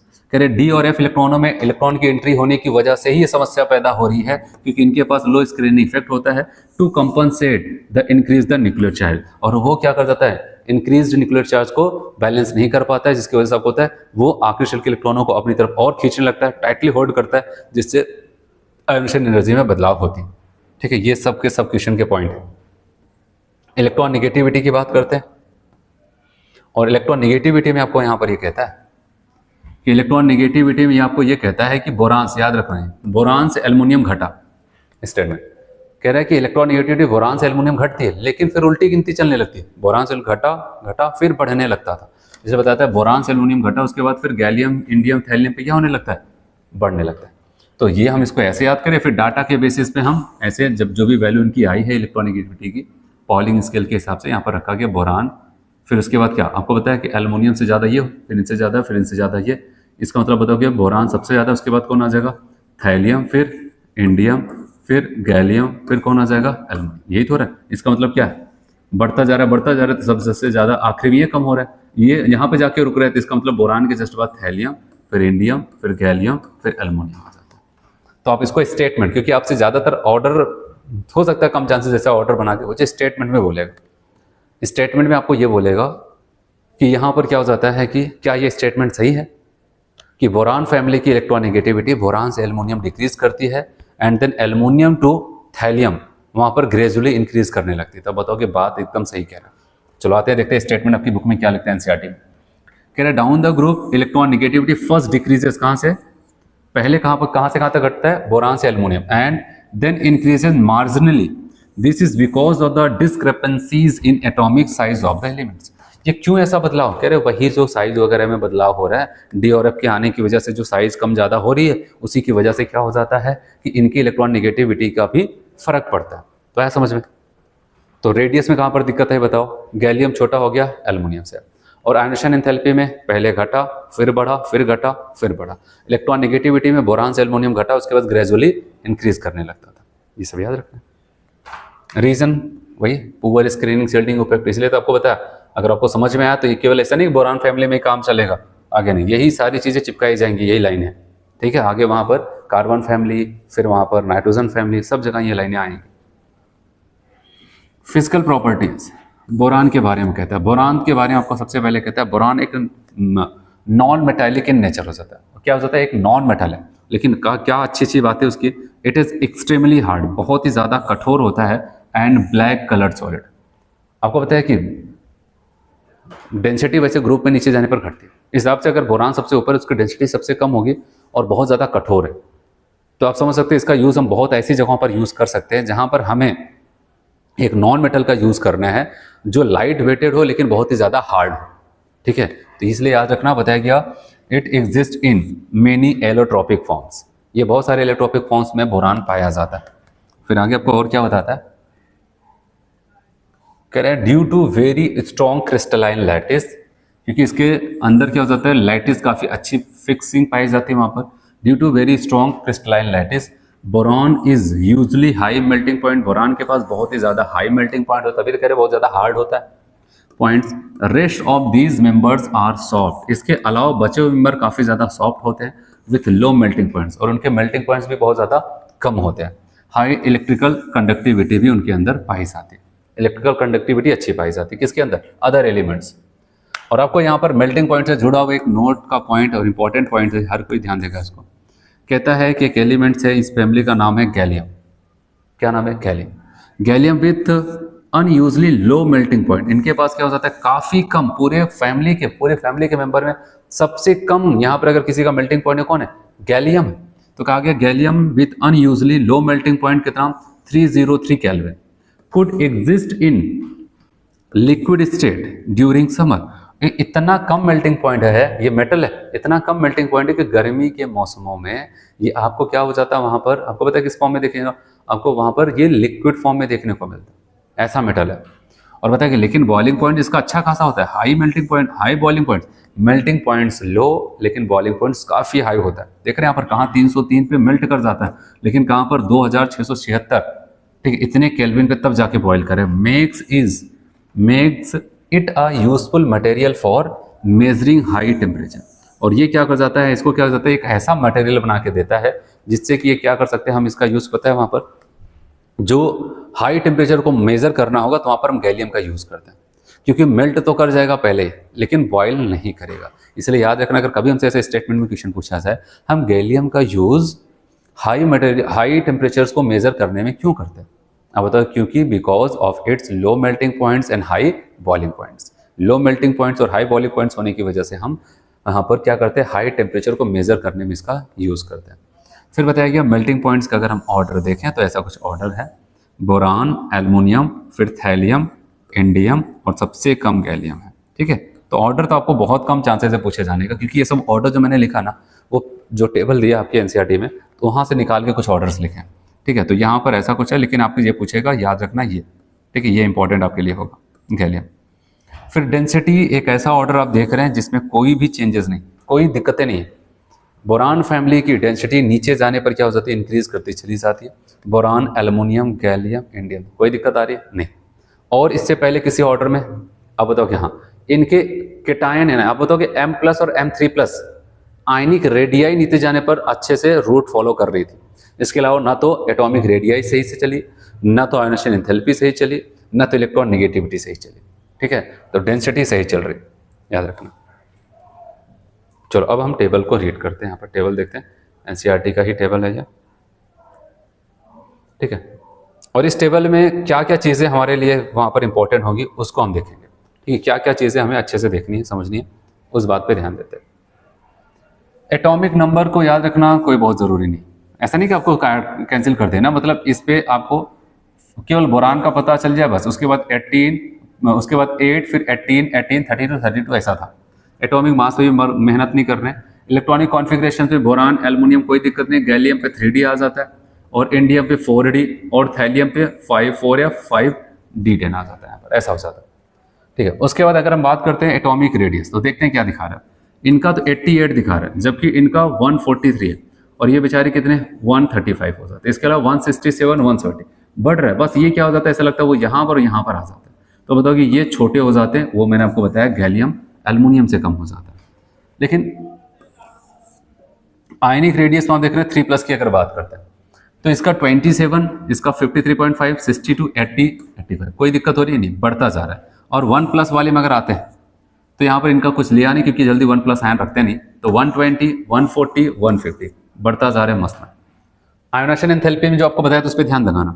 Ionisation enthalpy में कहा था, देख रहे यहाँ से यहाँ पर गए तो डिक्रीज किया, हाँ सही है। फिर मैंने कहा ये एल्युमिनियम है, एल्युमिनियम से गैलियम जाने वो 577 से 579 इंक्रीज किया। फिर यहाँ पर देखना, यहाँ से यहाँ पर आते 579 से 558, फिर से क्या डिक्रीज किया, जो कि नियम के हिसाब से। फिर 558 से 589 क्या हो जाता है, इंक्रीज कर सकता है। तो ऐसा कुछ हो रहा है, डिक्रीज किया, इंक्रीज किया, डिक्रीज किया, इंक्रीज किया, बस। इलेक्ट्रॉन निगेटिविटी ये 2 हो जाता है, ये 1.5 देख रहे हैं। यहाँ से यहाँ पर क्या हुआ, घटा, आप ऐसे कह सकते हैं डिक्रीज किया, 2 से 1.5 हो जाना, घटा। फिर 1.5 से 1.6 बढ़ा, फिर 1.7 बढ़ा, 1.8 बढ़ा। ये सब कुछ ऊपर निकाल के आपको बताया मैंने। डेंसिटी में कोई दिक्कत नहीं है, आपको बताया 2.35, 2.7, 5.9, 7.3 और 11.8 बढ़ रहा है, कोई दिक्कत नहीं। डेंसिटी अच्छे से इंक्रीज कर रहा था, कोई दिक्कत नहीं। मेल्टिंग पॉइंट्स में अगर हम गौर करें, मेल्टिंग पॉइंट पर अगर हम ध्यान लगाएं, मेल्टिंग पॉइंट्स आपको बताया गया यहाँ पर। तो मेल्टिंग पॉइंट्स में बोरान का आप देख रहे हैं, मैंने कहा बहुत ही ज़्यादा हार्ड था वहाँ पर, 2453 इतना। और उसके बाद एल्युमिनियम का 933, उसके बाद इन बेचारे का तो सबसे कम है, उसके बाद 430576, तो सबसे कम किसका हो जाता है यहाँ पर ये। फिर बॉइलिंग पॉइंट्स की अगर बात करते हैं 3923, 2740, 2676, 2353 और 173। अगर देखा जाए बॉइलिंग पॉइंट्स में कोई दिक्कत नहीं आ रही है, बॉइलिंग पॉइंट्स में कोई दिक्कत नहीं है यहाँ पर, डेंसिटी में कोई दिक्कत नहीं, बॉइलिंग पॉइंट्स में कोई दिक्कत नहीं। अच्छा, यहाँ पर ये 2 पॉइंट ध्यान देना, 3+ से 0, अगर हमके SREP की वैल्यू देख रहे हैं 3+ से 0 रिडक्शन पोटेंशियल, तो ये बोरान का कुछ लिखा नहीं है, एल्युमिनियम है ना दूसरा वाला, एल्युमिनियम का माइनस में, इनका भी माइनस, इनका भी माइनस और इनका प्लस। याद रखना माइनस का मतलब क्या होता है, माइनस का मतलब उनके साथ जबरदस्ती किया जा रहा है। इन सभी आयनों को कहा जा रहा है कि 3+ आयन से तुम्हें अपने 0 वाले में जाना, मतलब ये जाना पसंद नहीं करते, ये नॉन स्पॉन्टेनियस है, ठीक है। तो इसीलिए यहाँ पर इनके लिए माइनस है। लेकिन थैलियम की अगर बात करें, थैलियम आखिरी मेंबर जो यहाँ पर थैलियम है, अगर थैलियम की बात करते हैं उसकी वैल्यू कितना दिया गया यहाँ पर, अगर आखिरी मेंबर की हम बात करते हैं तो थैलियम के लिए यहाँ पर जो वैल्यू आई वो कितना आई, तो आप बताओगे यहाँ पर थैलियम के लिए वैल्यू जो आई है वो आई है +1.26, और +1.26 हमें क्या दिखाता है, ये बताता है कि इसका मतलब ये खुश हैं, 3 से 0 जाने में इनकी वैल्यू पॉजिटिव आ रही, मतलब ये 3 में रहना पसंद नहीं करते, ये 3 में रहना पसंद नहीं करते हैं, थैलियम है। तो कह रहे हैं कि अगर 3 में रखना है, इससे अच्छा एक काम करो, मुझे 0 में ही पहुंचा दो, ये खुद खुशी खुशी चले जाते हैं। लेकिन इनका आप देख रहे हैं माइनस में ज़्यादा वैल्यू यही इंडिकेट करता है कि ये 0 में रहना पसंद नहीं करते, इनको मौका मिलेगा तो किस में जाएंगे, इसमें। क्योंकि अगर 3 से 0 किया तो माइनस में इतना, अगर 0 से प्लस में लेके जाते तो ऑक्सीडेशन पोटेंशियल प्लस में आता। तो ये एक लाइन साबित करता है कि एल्युमिनियम एक्वस मीडियम में 3+ आयन में रहना पसंद करेगा, ठीक है। अच्छा, वही अगर +1 से 0 कर दे तो एल्युमिनियम कहता है ठीक है प्लस में रख लिया, और ये तो माइनस है, चाहे एसिडिक चाहे एल्कलाइन, ये माइनस ये भी माइनस। हम इन दोनों का मेन कंपैरिजन करते हैं एल्युमिनियम और थैलियम। देखो एल्युमिनियम +1 में भी ज़्यादा स्टेबल नहीं है, लेकिन कह रहे हैं कि +1 में रहने से अच्छा हम 0 में ही क्यों ना रह ले, क्योंकि एल्युमिनियम का मन किस में है, 3+ में रहने का। लेकिन कह रहे हैं कि अगर +1 में है तो कह रहे हैं कि 0 हो जाओगे, कह रहे हैं ठीक है हम +1 में वैसे खुश नहीं, तुम 0 में भेज दो। लेकिन थैलियम से कहा जाए क्या तुम भी +1 से 0 में जाओगे खुशी खुशी, कहता नहीं। इससे पकड़ में आ गया कि थैलियम क्या कर जाता है, आपको पता है कि जब इसका माइनस आ रहा है मतलब थैलियम +1 में ज़्यादा स्टेबल है और एल्युमिनियम किस में 3+ में ज़्यादा स्टेबल है। क्योंकि जब 3+ को घटा के 0 किया तो ये रोने लगा, और जब 1+ से घटा करके 0 किया तो ये रोने लगे। इसका मतलब समझ में आ गया ये क्या चाहते हैं और ये क्या चाहते हैं, आया समझ में। सब टेबल का पॉइंट्स है जो आपको ध्यान देना है। चलो, ये तो बेसिक प्रॉपर्टीज हो गई, क्योंकि आपके सिलेबस के हिसाब से फिजिकल और केमिकल प्रॉपर्टीज पे आपको वर्क कर रहे हैं। अब आते हैं यहाँ पर इनकी केमिकल प्रॉपर्टीज हम देखते हैं। और केमिकल प्रॉपर्टीज में आपको यहाँ पर क्या बोलता है, सबसे पहले याद रखना ये तरीका होगा सभी केमिकल प्रॉपर्टीज को सभी ग्रुप्स में पी ब्लॉक्स में पढ़ने का। तो केमिकल प्रॉपर्टीज हम पहले इनके ऑक्सीडेशन नंबर्स देखेंगे, क्योंकि ऑक्सीडेशन नंबर से हम अनुमान लगाएंगे कि अगर किसी रिएक्शन करेंगे किस टाइप का कंपाउंड्स बनाएंगे। ठीक है, तो जिस आपका इनका ऑक्सीडेशन नंबर होगा उसी टाइप के वहां पर उससे जुड़ करके कंपाउंड्स बनाएंगे। तो इनके केमिकल प्रॉपर्टीज में कहता है इनके ऑक्सीडेशन नंबर में मेनली +3 एंड +1 ऑक्सीडेशन नंबर रखना पसंद करते हैं। कौन सा? +3 और +1 ऑक्सीडेशन नंबर रखना पसंद करते हैं। तो आते हैं देखते हैं। ई फॉर एलिमेंट, ठीक है, boron, aluminium, gallium, indium, thallium. Oxidation number हर कोई +3 रख रहा है, +3 हर कोई मेंबर रख रहा है।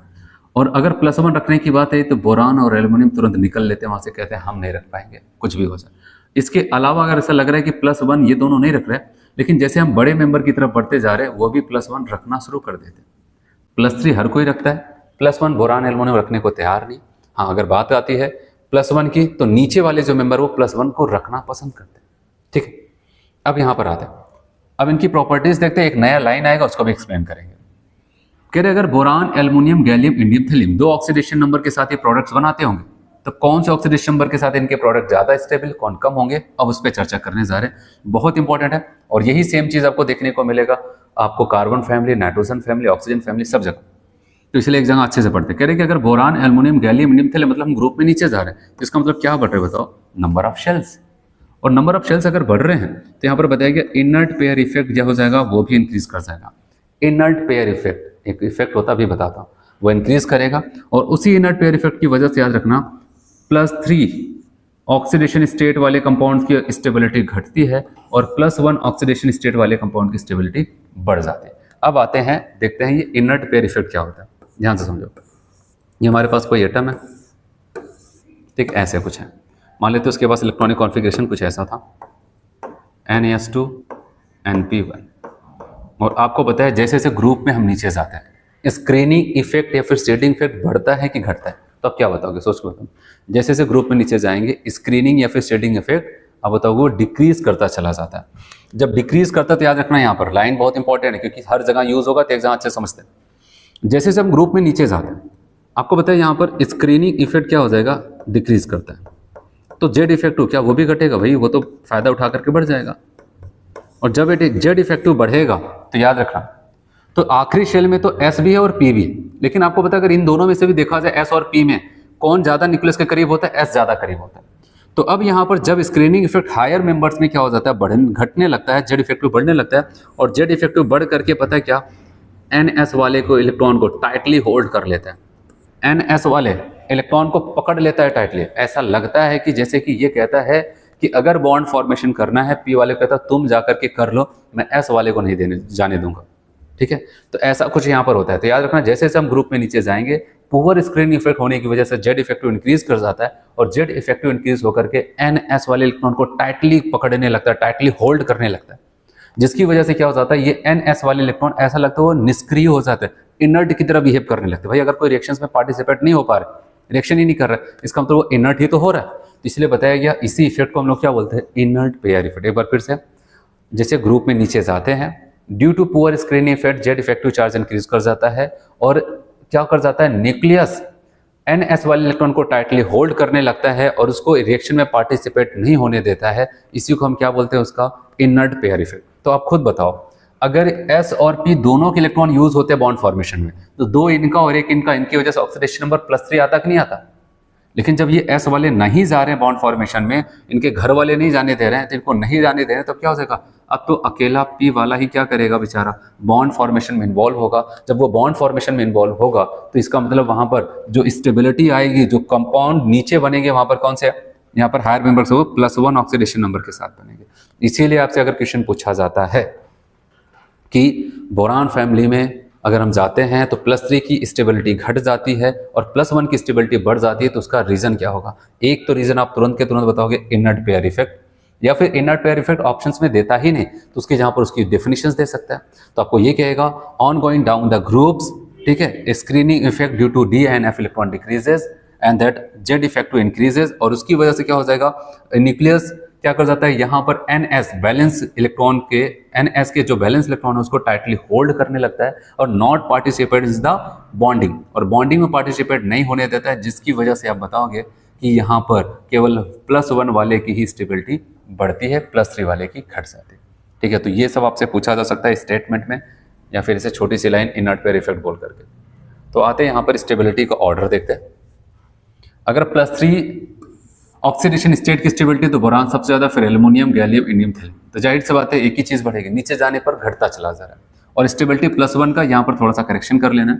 ठीक है, ये ऑर्डर में आपको बताया, +1 का मैंने आपको ऊपर बताया ना, नीचे जाने पर बढ़ता है, यहाँ पर उल्टा ऐसा मिसप्रिंट हो गया, तो यहाँ पर ऐसे हो जाएगा, नीचे जाने पर क्या हो जाएगा आप बताओगे, इंक्रीज करता चला, इसलिए थैलियम सबसे ज्यादा स्टेबल, और बी और ये तो वैसे रखते भी नहीं, वैसे तो हमें इतने में ही देखना था, लेकिन याद रखना नीचे जाते हैं तो +1 ऑक्सीडेशन की स्टेबिलिटी बढ़ती है, ठीक है, और +3 की घटने लगती है। इसलिए अगर थैलियम से पूछा जाए स्टेबिलिटी, हम थैलियम से पूछ ले, बताओ भाई थैलियम तुम किस में ज़्यादा खुश हो, तो कहता है कि यहाँ पर देखो हम Tl+ और Tl3+, हमने उनकी ये 3 आयंस के, कह रहे प्लस में ज़्यादा खुश होंगे, कह रहे कि यहाँ पर ये वाले इलेक्ट्रॉन सही से ज़्यादा नहीं है, क्योंकि इसके जो NS वाले इलेक्ट्रॉन है उसको टाइटली होल्ड कर लिया जाता है, तो एक ही इलेक्ट्रॉन फ्री है, वही अच्छे से बॉन्ड बनाता है, वही इनको अच्छे से स्टेबल करता है। आते हैं अब यहाँ पर इनका स्टेटमेंट देखते हैं।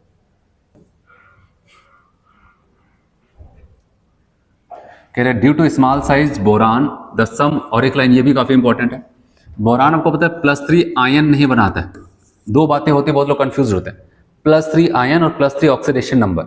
ऑक्सीडेशन नंबर के लिए तो आप कोवैलेंट बॉन्ड बना लेते हो, शेयरिंग कर लेते हो, ऑक्सीडेशन नंबर मिल जाएगा, लेकिन +3 आयन बनाने के लिए, आयन बनाने का आपको इलेक्ट्रॉन रिमूव करना पड़ता है। तो बोरान बहुत छोटी साइज का है, और बहुत छोटी साइज का मतलब उसके जो आखिरी शेल के इलेक्ट्रॉन्स वगैरह है, जहां से हम इलेक्ट्रॉन को निकालते हैं, वो न्यूक्लियस के बहुत ज्यादा करीब है, और अगर कोई न्यूक्लियस के बहुत ज़्यादा करीब है, वहाँ से इलेक्ट्रॉन को निकालना बहुत मुश्किल होता है। इसलिए कहा जाता है बोरान के शुरू के 3 इलेक्ट्रॉन निकालने में बहुत ही ज़्यादा इलेक्ट्रॉन खर्च करना पड़ जाता है।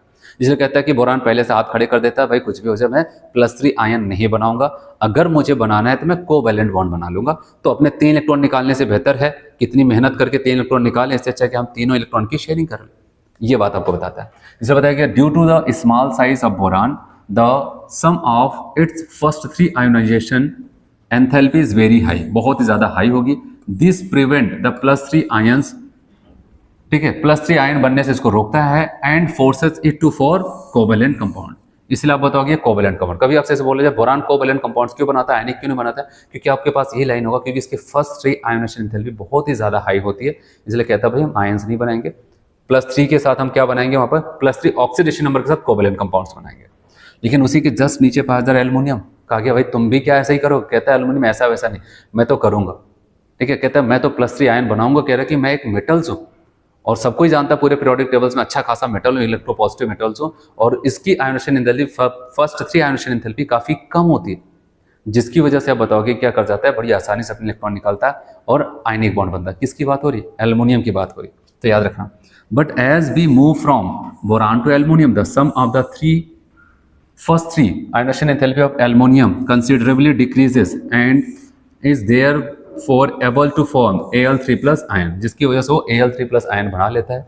इन फैक्ट एल्युमिनियम, कहते हैं यहाँ तक कि आपको बताना चाहिए aluminium is a highly electropositive element होता है। इलेक्ट्रोपॉजिटिव मतलब जो अपने ऊपर इलेक्ट्रॉन निकाल कर अपने ऊपर जल्दी से प्लस लाए, तो वो मेटल होता है। बोरान भले अलग था, लेकिन उसके जस्ट बाद वाला तुरंत का तुरंत का अपोजिट निकल जाता है।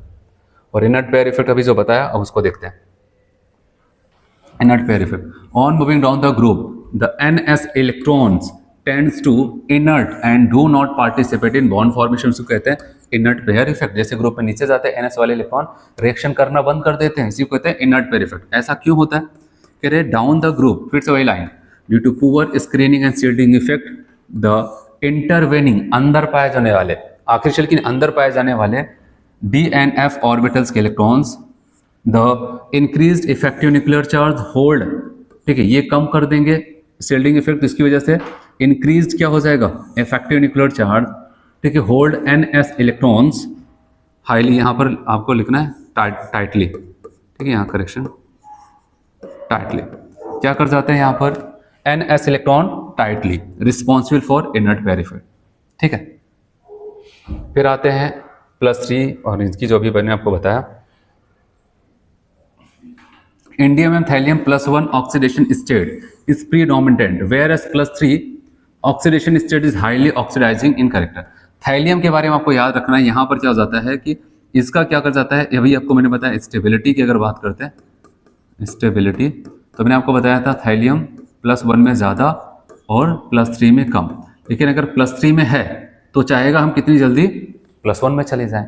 और आपको बताया 3 से कम होना मतलब अपने आप को घटाने का मतलब, ये अपने आप को घटाएगा तो मतलब किसी दूसरे को बढ़ाना पड़ेगा, इसलिए क्या हो जाता है ऑक्सीडाइजिंग एजेंट की तरह काम करना पड़ता है, ऑक्सीडाइजिंग एजेंट।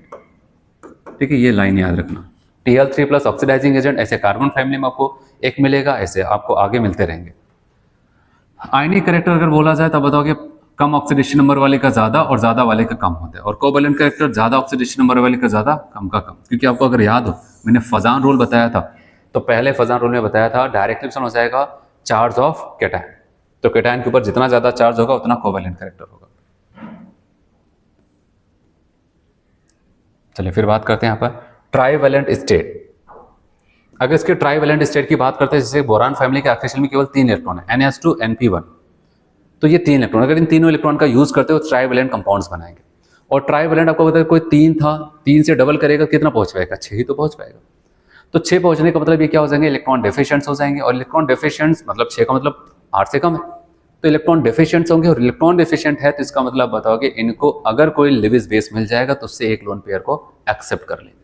ठीक है, और इसका मतलब लिविस एसिड की तरह काम कर रहे हैं, लिविस बेस से इलेक्ट्रॉन को एक्सेप्ट करते हैं। तो वही आपको यहाँ पर बताया जा रहा है ट्राईवैलेंट स्टेट।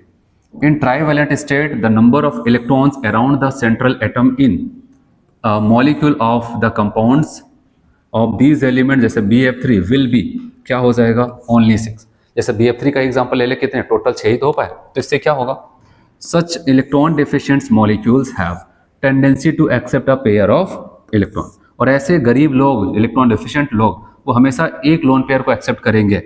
ठीक है, to achieve stable configuration and thus act as a behave as a Lewis acid। तो वो क्या करता है, Lewis acid की तरह बिहेव करने लगता है। चलिए देखते हैं यहाँ पर the tendency to behave as a Lewis acid decreases with the increase in size down the group। याद रखना, यहाँ पर एक लाइन आपको बताता है, अगर लिविस एसिड स्ट्रेंथ आपकी बुक में ये लिखता है, जैसे जैसे अगर हम क्या करते हैं बोरान फैमिली के लोगों के ट्राई हैलाइड्स को नीचे लेके जाते हैं, इनकी एसिडिक स्ट्रेंथ घटने लगती है। BX3 यहाँ पर AlX3 है, GX3, LNX3, TLX3 है। ठीक है, ऐसे।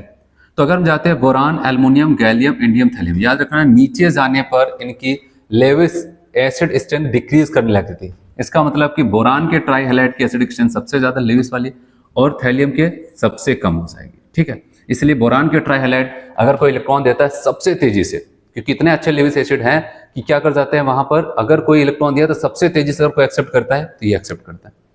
लेकिन ये तो आपकी बुक में यहाँ पर लिखता है, लेकिन इसके अलावा आपसे क्वेश्चन ये भी पूछा जाता है लिविस एसिड स्ट्रेंथ। इस बार मैंने बोरान के ट्राई हैलाइड सबके सब है, जैसे यहाँ पर था इन्हीं के हिस्से हैं, ये बोरान के सबके ट्राई हैलाइड्स है। अब इसमें हमसे पूछा जाए कि कौन ज्यादा एसिडिक स्ट्रेंथ होगा, तो याद रखना, अब याद रखना कि Bi3 सबसे ज्यादा एसिडिक और BF3 सबसे कम होगा। उसका रीजन अगर मैं आपको बताऊं, याद रखना बोरान के ट्राई हैलाइड्स हम लेते हैं ना, ऐसे कुछ बोरान का ट्राई हैलाइड्स, तो याद रखना यहाँ पर क्या हो जाता है कि बोरान ने क्या किया, यहाँ पर 3 हैलोजन की ऑक्टेट को कंप्लीट कर दिया, लेकिन बेचारा इसकी ऑक्टेट खुद कंप्लीट नहीं, तो इस चक्कर में एक हैलोजन क्या कर जाता है, याद रखना यहाँ पर इसको क्या होता है, इसके पास p ऑर्बिटल खाली पड़ा था, इसके p ऑर्बिटल में लोन पेयर इलेक्ट्रॉन पड़े थे, तो अपने लोन पेयर के साथ इसको कोऑर्डिनेट करता है। तो आप देख रहे थे यहाँ पर कोवैलेंट बॉन्ड बना, उसके बदले जाकर के लोन पेयर के साथ कोऑर्डिनेट करते हैं, इसको हम कहते हैं बैक बॉन्डिंग। क्या बोलते हैं इसको, बैक बॉन्डिंग कहते हैं। और याद रखना ये बैक बॉन्डिंग करा के इसको करना क्या चाहता है, इसकी गरीबी को ही तो दूर कर रहा है। और लिविस एसिड बनने के लिए याद रखना, जो जितना ज्यादा डिफिशिएंट होगा वो उतना अच्छा लिविस एसिड कहलाएगा। अब याद रखना यहाँ पर क्या हो जाता है कि ये सब के सब, यहाँ पर फ्लोरीन, यहाँ पर क्लोरीन, यहाँ पर ब्रोमीन, यहाँ पर आयोडीन, ये क्या करते हैं बोरान को बैक बॉन्डिंग करके उसकी लेविस एसिड स्ट्रेंथ को क्या कर रहे हैं, वहां पर डिक्रीज करना चाहते हैं। तो याद रखना यहाँ पर फ्लोरीन, चूंकि आपको बताया है कि ब्रोमीन, अगर बोरान की बात करते हैं वो सेकेंड पीरियड का है और फ्लोरीन भी सेकेंड पीरियड है, तो इन दोनों के p ऑर्बिटल की साइज लगभग सेम है, तो जिसकी वजह से एक दूसरे को अच्छे से कोऑर्डिनेट करेंगे। और अगर आपको बताइए अच्छे से कोऑर्डिनेट करेगा तो इसकी गरीबी को दूर कर देगा। अगर एक कम गरीब होंगे तो एसिडिक स्ट्रेंथ इनकी कम होगी। और वही अगर हम बात करते हैं, ये 2p का था और यहाँ पर जो p ऑर्बिटल क्लोरीन होगा ये 3p हो जाएगा, ये 4p हो जाएगा और ये 5p। और आपको पता होना चाहिए जैसे हायर सेल में जाते हैं ऑर्बिटल की साइज बढ़ने लगती, और अगर इसमें आते हैं तो यहाँ पर आयोडीन के बड़े बड़े p ऑर्बिटल्स है और वहाँ पर बोरान के क्या छोटे से p ऑर्बिटल्स है, उसमें अच्छी ओवरलैपिंग नहीं हो पाती, अच्छी बैक बॉन्डिंग नहीं होगी। जब अच्छी बैक बॉन्डिंग नहीं होगी ना, तो ये आयोडीन इनकी गरीबी को अच्छे से दूर नहीं कर पाएगा, तो ये ज़्यादा गरीब रह जाएंगे। Bi3 जो ज़्यादा गरीब वो ज़्यादा एसिडिक स्ट्रेंथ, क्योंकि गरीबी की वजह से, इलेक्ट्रॉन डेफिशिएंसी की वजह से इनको हम लेविस एसिड कहते हैं। तो जितना ज़्यादा इलेक्ट्रॉन डेफिशिएंसी उतने अच्छे लेविस एसिड। इसीलिए याद रखना, कंफ्यूज्ड मत होना, जब अलग अलग यहाँ पर हैं बोरान फैमिली के एलिमेंट्स तब तो Bh3 सबसे ज़्यादा, और जब Bh3 का ही आपस में कंपेरिजन किया जाएगा तो Bi3 ज़्यादा Bf3 कम। तो ये इंपॉर्टेंट पॉइंट्स है, इसको भूलना मत। चले आते हैं यहाँ पर, कह रहे कि BCl3 easily accept a lone pair of electrons forms ammonia to form BCl3 NCl3। जैसे कि आप देख रहे हैं BCl3 एक प्लेनर था, sp हाइब्रिडेशन के साथ था, अमोनिया के साथ जाकर के ये क्या कर जाता है, यहाँ पर रिएक्शंस करता है, अमोनिया इसको अपने लोन पेयर के साथ इसको कोऑर्डिनेट कर देता है, देख रहे हैं यहाँ पर।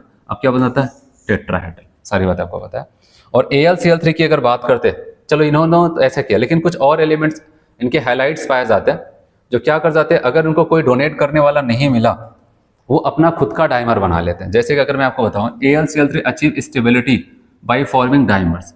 AlCl3 क्या कर जाता है, यहाँ पर क्या बना लेता है, Al2Cl6 बना लेता है, ऐसे कुछ। ये कैसे बना अगर मैं आपको दिखाऊं यहाँ पर अलग से एक बार फिर से, ये एक एल्युमिनियम उसके 3 क्लोरीन ऐसे, ये दूसरा एल्युमिनियम उसके 3 क्लोरीन, ये देख रहे, ना तो इनकी ऑक्टेट कंप्लीट ना तो इनकी ऑक्टेट कंप्लीट। तो ये क्या कर जाता है, इनका एक क्लोरीन क्या करता है, इनके वैकेंट p ऑर्बिटल में क्या कर जाता है, वहां पर अपने लोन पेयर को डोनेट करता है, ऐसे ये वाला इनके वाले में जाकर के डोनेट कर देता है, देख रहे हैं यहाँ पर।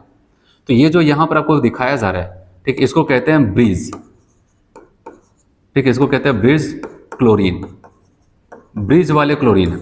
और जो यहाँ पर आपको किनारे दिखाएगा उसको क्या बोलते हैं यहाँ पर, टर्मिनल क्लोरीन। क्या बोलते हैं, टर्मिनल वाले क्लोरीन। तो इसलिए अगर हमसे कभी पूछा जाए टर्मिनल क्लोरीन किसने हैं, तो अगर हमसे पूछा जाए टर्मिनल क्लोरीन कितने हैं, तो आप क्या बताओ, 1 2 3 4। अगर ब्रिज वाले पूछे जाए तो ब्रिज वाले क्लोरीन कितने हैं, तो आप बताओगे 1 and 1 2, केवल 2 है, देख रहे हैं यहाँ पर, ऐसा कुछ हो जाता है। तो यहाँ पर याद रखना, आपको बताया गया ये कैसे जुड़े थे। हाँ, एल्युमिनियम क्लोरीन एल्युमिनियम के बीच का अगर एंगल बोला जाए 101 डिग्री, और क्लोरीन एल्युमिनियम क्लोरीन का इनसाइड वाला एंगल 79, और यही क्लोरीन एल्युमिनियम क्लोरीन कितना 118, ये ज्यादा है। और अगर पूछा जाए ब्रिज क्लोराइड और क्या होता है, ब्रिज क्लोरीन और एल्युमिनियम के बीच का बॉन्ड लेंथ 221, जबकि टर्मिनल वाले का 206, ये छोटा होता है और ये बड़ा है, ठीक है। ऐसे वहां पर डाइमर बना करके रहते हैं। चलो अगला पॉइंट देखते हैं यहाँ पर, कह रहे हैं हाइड्रोलिसिस ऑफ ट्राईहैलाइड। ट्राईहैलाइड की अगर हाइड्रोलिसिस करते हैं तो क्या हो जाएगा, और याद रखना कि इनके ट्राईहैलाइड्स की अगर हाइड्रोलिसिस करते हैं, मतलब EX3 टाइप के जो भी हैलाइड्स इनकी हाइड्रोलिसिस करेंगे, तो क्या कर जाते हैं, वो अपने हाइड्रोलिसिस करने के बाद the trihalides and hydrolysis in water forms tetrahedral compounds. ये MOH का होल 4 माइनस, जहां पर आप देखेंगे इसका हाइब्रिडेशन sp3, तो टेट्राहेड्रल कॉम्प्लेक्स बना सकता है वाटर रिएक्शंस करके, और इसका हाइब्रिडेशन देखेंगे कितना हो जाएगा, sp3। लेकिन साथ ही साथ आपको कहता है जैसे AlCl3 अगर एसिडिफाइड एक्वस सोल्यूशन लेके चले, तब कहते थोड़ा सा जैसे वाटर से रिएक्शन करे, थोड़ा सा एसिड डाल दे, तब ये क्या करता है, अच्छा खासा हाइड्रोलिसिस का होगा। तो अब देखना ऐसा आयन बनेगा, AlH2O का होल 6 3+, होल 6 6 लोगों को जोड़ लिया, ठीक है। In this complex ion third orbitals of aluminium are involved and the hybridisation state of Al is, यहाँ पर देख रहे, इसमें आप देख रहे हैं यहाँ पर 6 वाटर जुड़ने का मतलब हो जाता है ये ऑक्टाहेड्रल कॉम्प्लेक्स बनाने लगा, और ये sp3d2 हाइब्रिडेशंस देगा। क्या बोरान कभी ऐसा कर सकता है, खुद सोच के बताओ। क्या बोरान को हमने कहा तुम भी ले लो जितना एसिड लेना है, तुम भी कभी BH2O का होल 6 3+ बना दो, कभी नहीं बना सकता है। बोरान सेकेंड पीरियड के एलिमेंट है, और सेकेंड पीरियड के लोग कभी भी 4 बॉन्ड से ज्यादा नहीं बना सकते, उनकी कोवेलेंसी 4 से ज्यादा हो ही नहीं सकती, और यहाँ पर 6 बॉन्ड्स बने इसके साथ। और ऐसा इसलिए है क्योंकि इसके पास क्या है, वैकेंट d ऑर्बिटल्स है, ठीक है, ये लाइन याद रखना। चलो अब आते हैं मेन केमिकल प्रॉपर्टीज। अभी तक तो ऐसा हम लोग देख रहे थे, अब यहाँ पर केमिकल प्रॉपर्टीज मेन आते हैं अब यहाँ पर, और आपको यहाँ पर ये कहता है डिफरेंट लोगों से इसकी रिएक्शन कराते हैं, एयर से रिएक्शन कराते हैं। एयर से रिएक्शन कराना था तो बोरान कहता है कि मेरा क्रिस्टलाइन फॉर्म रिएक्शंस नहीं करेगा, एल्युमिनियम से कहा गया तुम कर लो, कहता है देखो मैं भी रिएक्शंस नहीं करूंगा क्योंकि मैंने अपने सरफेस पे, एल्युमिनियम कह रहा है कि मैं अपने सरफेस पे एक ऑक्साइड की लेयर बना लिया, और जब ये लेयर मैंने बना लिया अब मुझसे कोई रिएक्शंस नहीं कर पाएगा। ठीक है, लेकिन ये उनके क्रिस्टलाइन फॉर्म की कहानी है। अगर उनके एमॉर्फस फॉर्म ले लेते जो कि बहुत अच्छा सॉलिड नहीं होता, अगर उनके एमॉर्फस फॉर्म को जलाते हैं ऑक्सीजन से मस्त में जलते हैं E2O3 टाइप के ऑक्साइड्स देंगे, और नाइट्रोजन के साथ हाई टेम्परेचर पे रिएक्शंस करके क्या करते हैं EN टाइप के नाइट्राइड्स देते हैं। तो ये आपको बताया गया। तो चलो देखते हैं इसको। Reactivity towards air, boron is unreactive, मतलब रिएक्शन नहीं करेगा, लेकिन कौन से फॉर्म में, crystalline form. Aluminium forms a very thin, बहुत ही पतली वहां पर थिन ऑक्साइड लेयर, कैसी लेयर बना ले, oxide layer on the surface which protect the metals from further attacks. Aluminium के बारे में भी आप देखेंगे आगे एक जगह, और जब भी इसका मन नहीं होता रिएक्शन करने का, अपने ऊपर एक प्रोटेक्टिव ऑक्साइड लेयर बना लेगा, कहेगा अब रिएक्शंस करो, तो रिएक्शंस नहीं होती। ठीक है, ऐसा कुछ। और आपको बताया गया यहाँ पर एमॉर्फस, लेकिन ये एमॉर्फस की कहानी अब सुनाने जा रहा है। अब इससे पहले क्रिस्टलाइन था। Amorphous boron and aluminium metal on heating with air, तो B2O3 एंड E2O3 टाइप के ऑक्साइड्स बना लेते हैं बोरान एल्युमिनियम, और फिर die nitrogen at high temperature, die nitrogen high temperature पे ही रिएक्शंस करता है क्योंकि वो रूम टेम्परेचर पे इनर्ट होता है, तो वो नाइट्राइड्स बनाते हैं। कैसे देखते हैं, देखो यहाँ पर ये एल्यूमिनियम जो भी हमारा यहाँ पर एलिमेंट था बोरान फैमिली, ऑक्सीजन से रिएक्शंस करेगा लेकिन एमॉर्फस फॉर्म वाला, तो E2O3 टाइप के ऑक्साइड्स बनाएगा, और नाइट्रोजन से रिएक्शंस करके क्या करता है EN टाइप के नाइट्राइड्स बनाता है। अब अगर ऑक्साइड्स की बात करते हैं ना, जिससे E2O3 टाइप के ऑक्साइड्स हुआ, तो कौन कौन से ऑक्साइड्स होंगे, देखो बोरान का होगा क्या B2O3, ऐसे एल्युमिनियम का, गैलियम का, इंडियम का, थैलियम। आपसे अगर क्वेश्चन पूछेगा तो ये पूछेगा, कहेगा कि बोरान का जो ऑक्साइड है वो किस नेचर का, बताओगे तुरंत एसिडिक नेचर का, जबकि एल्युमिनियम और गैलियम का जो ऑक्साइड है वो एम्फोटेरिक। एम्फोटेरिक मतलब जो एसिड और बेस दोनों से रिएक्शंस कर जाते हैं उसको कहते हैं एम्फोटेरिक। लेकिन इंडियम और थैलियम ये क्या हो जाते हैं, बेसिक। तो जो अभी मैं यहाँ पर आपको ऑक्साइड्स बता रहा हूँ, ऐसे कार्बन फैमिली में बताऊंगा, ऐसे नाइट्रोजन फैमिली में बताऊंगा, तो इसीलिए याद रखना कि आपको क्या करना है, इन सभी ऑक्साइड का नेचर अच्छे से पता होना चाहिए। ठीक है, एसिडिक, एम्फोटेरिक और बेसिक, ये नेचर आपको अच्छे से आना चाहिए। और जैसे कहा गया कि EN टाइप के नाइट्राइड्स बनाते हैं, तो बोरान किस टाइप का नाइट्राइड बनाएगा, BN, कह रहा है similar to structure of graphite.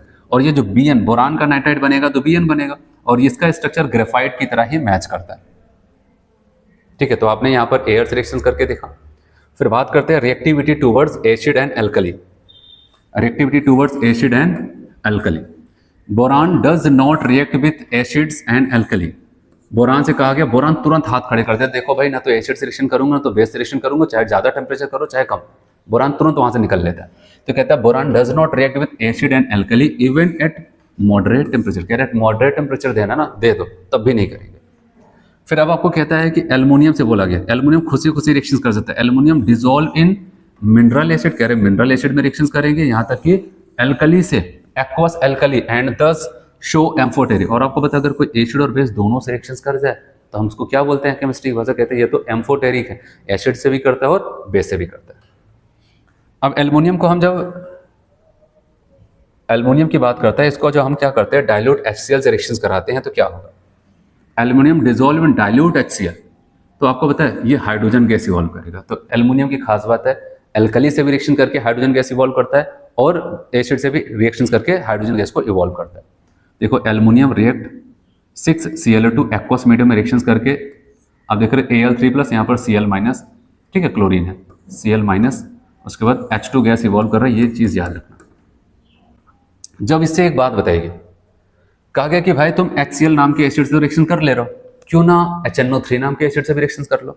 तो अभी एक कहानी यहाँ पर देखना, कह रहा when aluminium reacts with concentrated nitric acid, किससे, nitric acid HNO3, concentrated HNO3 से रिएक्शन करना हो, कह रहे द एल्युमिनियम बिकम्स पैसिव, अपने आप को इनएक्टिव कर लेता है, रिएक्शंस नहीं करने देता है जब कंसंट्रेटेड HNO3 से रिएक्शंस करने के लिए बोला जाता है। तो कैसे, and stop reacting further with the acid, पहले थोड़ा सा एसिड से रिएक्शन करके अपना एक क्या करता है एल्युमिनियम ऑक्साइड बना के अपने चारों तरफ से अपने एल्युमिनियम को क्या करता है कवर कर लेगा, एक प्रोटेक्टिव ऑक्साइड लेयर बना लेगा, फिर अपने आप को पैसिव बना देता है, और फिर एसिड चाहे जितनी मेहनत करे फिर उससे रिएक्शंस नहीं कर पाता है। वही बताया गया, further with acid, this is because the reactions created, पहले रिएक्शंस करके created a thin protective layer of aluminium oxide on the surface of the aluminium. इसलिए याद रखना कि HNO3 की कहानी अलग सुनाता है, कि HNO3 से रिएक्शन करता है कंसंट्रेट से, तो एक थिन ऑक्साइड लेयर बना देता है जो फर्दर अटैक को रोक देता है। लेकिन HCl के साथ ऐसा कुछ नहीं बोलता है, वो मस्त में HCl से रिएक्शन करेगा और कौन सी गैस, हाइड्रोजन गैस को इवॉल्व करता है। अब आता है एक्वस एल्कली। कह रहे कि अगर एक्वस एल्कली से रिएक्शंस कराएं तो aluminium also reacts with aqueous alkali and liberated di hydrogen. तो कह रहे हैं कि एक्वस एल्कली से रिएक्शंस करता है और डाई हाइड्रोजन को लिबरेट करता है, जैसे एल्युमिनियम Na जो कि एल्कली है ना बेस, और वाटर की प्रेजेंस में रिएक्शंस करके देखो यहाँ पर क्या बनाता है, NaAlOH का होल 4। तो ये इसके 2 मोल बन रहे हैं, मतलब अगर 1 मोल लिखते थे ना 2 मोल, इसके सबके 2 मोल। तो बताओ कि इसको अगर नाम लिखेंगे, चूंकि हम कोऑर्डिनेशन पढ़े, सोडियम, फिर टेट्रा हाइड्रोक्सो, फिर एल्यूमिनेट थर्ड, और ये भी क्या कर रहा है, अच्छी बात, हाइड्रोजन गैस को इवॉल्व कर रहा है। तो अगर हमसे कह दिया एक्स नाम का कोई एलिमेंट है, वो डाइल्यूट HCl से रिएक्शंस करता है, तब भी वहां पर क्या कर जाता है, हाइड्रोजन गैस इवॉल्व करता है। और एक्वस NaOH से रिएक्शन करके हाइड्रोजन गैस इवॉल्व करता है। वो एक्स नाम का एलिमेंट कौन है, तुरंत संकोच मत करना, वो कौन है, एल्युमिनियम। तो आपने क्या देखा बताओ, एयर से रिएक्शन करना था, amorphous form reaction boron aluminium का नहीं कर रहा था, लेकिन क्रिस्टलाइन फॉर्म, ठीक है, एमार्फस वाला फॉर्म तो कर गया था। E2O3 टाइप के ऑक्साइड्स बनाए थे और EN टाइप के क्या बनाए थे वहां पर, नाइट्राइड्स, ठीक है। और वही एसिड और बेस रिएक्शंस करना था तो बोरान तुरंत हट गया, क्या चाहे मॉडरेट टेम्परेचर चाहे रूम टेम्परेचर हम रिएक्शंस नहीं करेंगे। लेकिन एल्युमिनियम ने दोनों से रिएक्शंस किया और क्या किया, हाइड्रोजन गैस इवॉल्व किया। और फिर एल्युमिनियम की बात आई तो कहा गया कि काम करो HNO3 से भी रिएक्शंस कर लो, जब HCl से कर रहे हो, कहते हैं उनसे रिएक्शन थोड़ा सा करके हम प्रोटेक्टिव ऑक्साइड लेयर बना लेंगे, उसके बाद रिएक्शन करना छोड़ देंगे। तो वो सारी चीज़ें। अब और क्या बचता है यहाँ पर, हैलाइड्स। कह रहे हैं कि यहाँ पर रिएक्टिविटी, यहाँ पर कह रहे हैं कि रिएक्टिविटी टूवर्ड्स हैलोजन। कह रहे अगर हैलोजन से रिएक्शंस करते हैं तो याद रखना ये क्या कर जाते हैं, EX3 टाइप हैलाइड्स बनाते हैं। और EX3 टाइप हैलाइड्स को हम क्या बोलते हैं, ट्राई हैलाइड्स, ठीक है। EX3 ट्राई हैलाइड्स बनाएंगे। तो सवाल आता है कि ट्राई हैलाइड्स यहाँ पर जो X आपको बताया गया वो कुछ भी हो सकता है, fluorine, chlorine, bromine and iodine, कुछ भी हो सकता है। लेकिन ये सब तो नहीं पूछेगा, आपसे पूछेगा तो ये वाली लाइन, कहता है all member react with halogen two forms try halide, लेकिन ये वाली लाइन एक्सेप्ट TLI3, TLI3 को छोड़ करके। याद रखना TLI3 में क्यों ऐसा हो जाता है, तो यहां पर आपकी बुक में लिखता नहीं, लेकिन मैंने कहा इनका जो जनरल इलेक्ट्रॉनिक कॉन्फ़िगरेशन हो जाता है वो क्या हो जाता है। अब बताओगे यहाँ पर NaS2 NP1, आपको पता है 3 लोगों से जुड़ना है तो 3 अनपेड इलेक्ट्रॉन होना चाहिए। तो कह रहे सबसे पहले जब Tl से एक आयोडीन आकर के जुड़ा होगा, ठीक है, तो आपको पता है ये इसके साथ जब बॉन्ड बनाया होगा इस अनपेड इलेक्ट्रॉन के साथ, तो बॉन्ड फॉर्मेशन कोई भी होगा तो हीट थोड़ी सी बाहर निकलती है, निकलना तय। तो कह रहे यहाँ पर भी हीट निकली, लेकिन इतनी सफिशिएंट अमाउंट में हीट नहीं निकली होगी कि वो क्या कर जाते हैं यहाँ पर, अब बताओगे S2 वाले इलेक्ट्रॉन को जम करके Sp में पहुंचा दें। क्योंकि आपको पता है जब एक्साइटेड स्टेट आएगा तभी इलेक्ट्रॉन जम करके इसमें जाएगा, और एक्साइटेड स्टेट के लिए एनर्जी चाहिए, और एनर्जी कहाँ से आती थी, जो एक अनपेड इलेक्ट्रॉन है इससे जाकर कोई जुड़ जाएगा, और जुड़ने के बाद थोड़ी सी एनर्जी निकलेगी, उस एनर्जी को ये ऑब्जॉर्व करके फिर जम करके यहाँ पर चले जाएंगे। लेकिन यहाँ पर TLI3 के केस में ऐसा नहीं होता है। जैसे यहाँ पर बताया, ऐसे अगली फैमिली जब पढ़ाऊंगा तो वहाँ पर आपको बताऊंगा वहाँ पर PbI4, और वहाँ पर आपकी बुक में पूरा डिटेल में लिखता है क्यों PbI4 क्यों एग्जिस्ट नहीं करता है, ठीक है। यहाँ पर TLI3 के बारे में बताता नहीं, मैंने आपको बताया क्यों ऐसा होता है, लेकिन वहाँ पर आपको लाइन देगा और पूछेगा तो वहीं से। तो ये लाइन इंपॉर्टेंट है जो एग्जिस्ट नहीं कर रहा है, और याद रखना ये पूछा जा भी चुका है शायद किसी एग्जाम में। तो ये इनकी प्रॉपर्टीज हो गई। अब हम बात करते हैं इनके एनोमलस बिहेवियर के बारे में। आपको याद रखना आपके सिलेबस में ये भी बताया गया है कि केमिकल फिजिकल प्रॉपर्टीज के साथ साथ जो ग्रुप का पहला एलिमेंट्स होता है उसको कुछ प्रॉपर्टीज ऐसी होती हैं जो परिवार के और सदस्य थोड़ा हटके रहती है, जिसको कहते हैं एनोमलस प्रॉपर्टीज। उसके बारे में भी आपको अच्छे से पढ़ना। तो एनोमलस प्रॉपर्टीज की अगर बात करते हैं, बोरान कहा गया कि the ट्राइक्लोराइड्स, bromides and iodides, all these element beings covalent in nature are hydrolyzed in water and species like, और ये जब इनके भी जितने भी ट्राई हैलाइड्स हैं EX3, कह रहे अगर इसको पानी से रिएक्शंस कराएं, वाटर से रिएक्शंस कराते हैं ना, वो MOH का होल 4- इस टाइप के प्रोडक्ट्स बना सकते हैं। और साथ साथ यहाँ पर ऑक्टाहेड्रल कॉम्प्लेक्स कैसे, ये वाला MH2O का होल 6 3+। लेकिन ऐसा काम कौन नहीं कर सकता है, बोरान बेचारे कभी सपने में भी ऐसा काम नहीं कर सकते। क्यों, क्योंकि उसको करने के लिए क्या चाहिए पता है, वैकेंट d ऑर्बिटल्स, ठीक है। तो आप बताओगे यहाँ पर d ऑर्बिटल एब्सेंट होता है, आपको पता है सेकेंड पीरियड के पास कहाँ डी ऑर्बिटल्स, तो डी ऑर्बिटल ना होने की वजह से कभी भी ऐसा ऑक्टाहेड्रल कॉम्प्लेक्स कभी भी नहीं बना सकती, इस बात हमेशा याद रखना। Exist aqueous medium. फिर अगली लाइन कहता है boron trifluoride easily react with Lewis bases such as ammonia to forms complete octet around the boron. ये तो पीछे भी बताया आपको वहां पर कि BH3 BF3 NH3 सिलेक्शन करके यहाँ पर NH3 BF3 ये कॉम्प्लेक्स ऐसे, क्योंकि ये आपको पता है लिविस एसिड है, ये लिविस बेस है। कह रहे due to absence of D orbitals that the maximum covalence of boron, boron की अगर मैक्सिमम कोवेलेंसी हो सकती है कितना 4, जैसे यहाँ पर अगर मैक्सिमम कोवेलेंसी बोरान की कोवेलेंसी कितनी बोली जाएगी, कोवेलेंसी में कोऑर्डिनेट बॉन्ड और कोवेलेंट बॉन्ड दोनों 3 और 1 4, अब बताओगे 4। तो बोरान सेकेंड पीरियड के एलिमेंट होता है जिसके पास वैकेंट डी ऑर्बिटल्स नहीं है, जिसकी वजह से इसकी कोवेलेंसी कभी भी 4 से ज़्यादा नहीं होगी।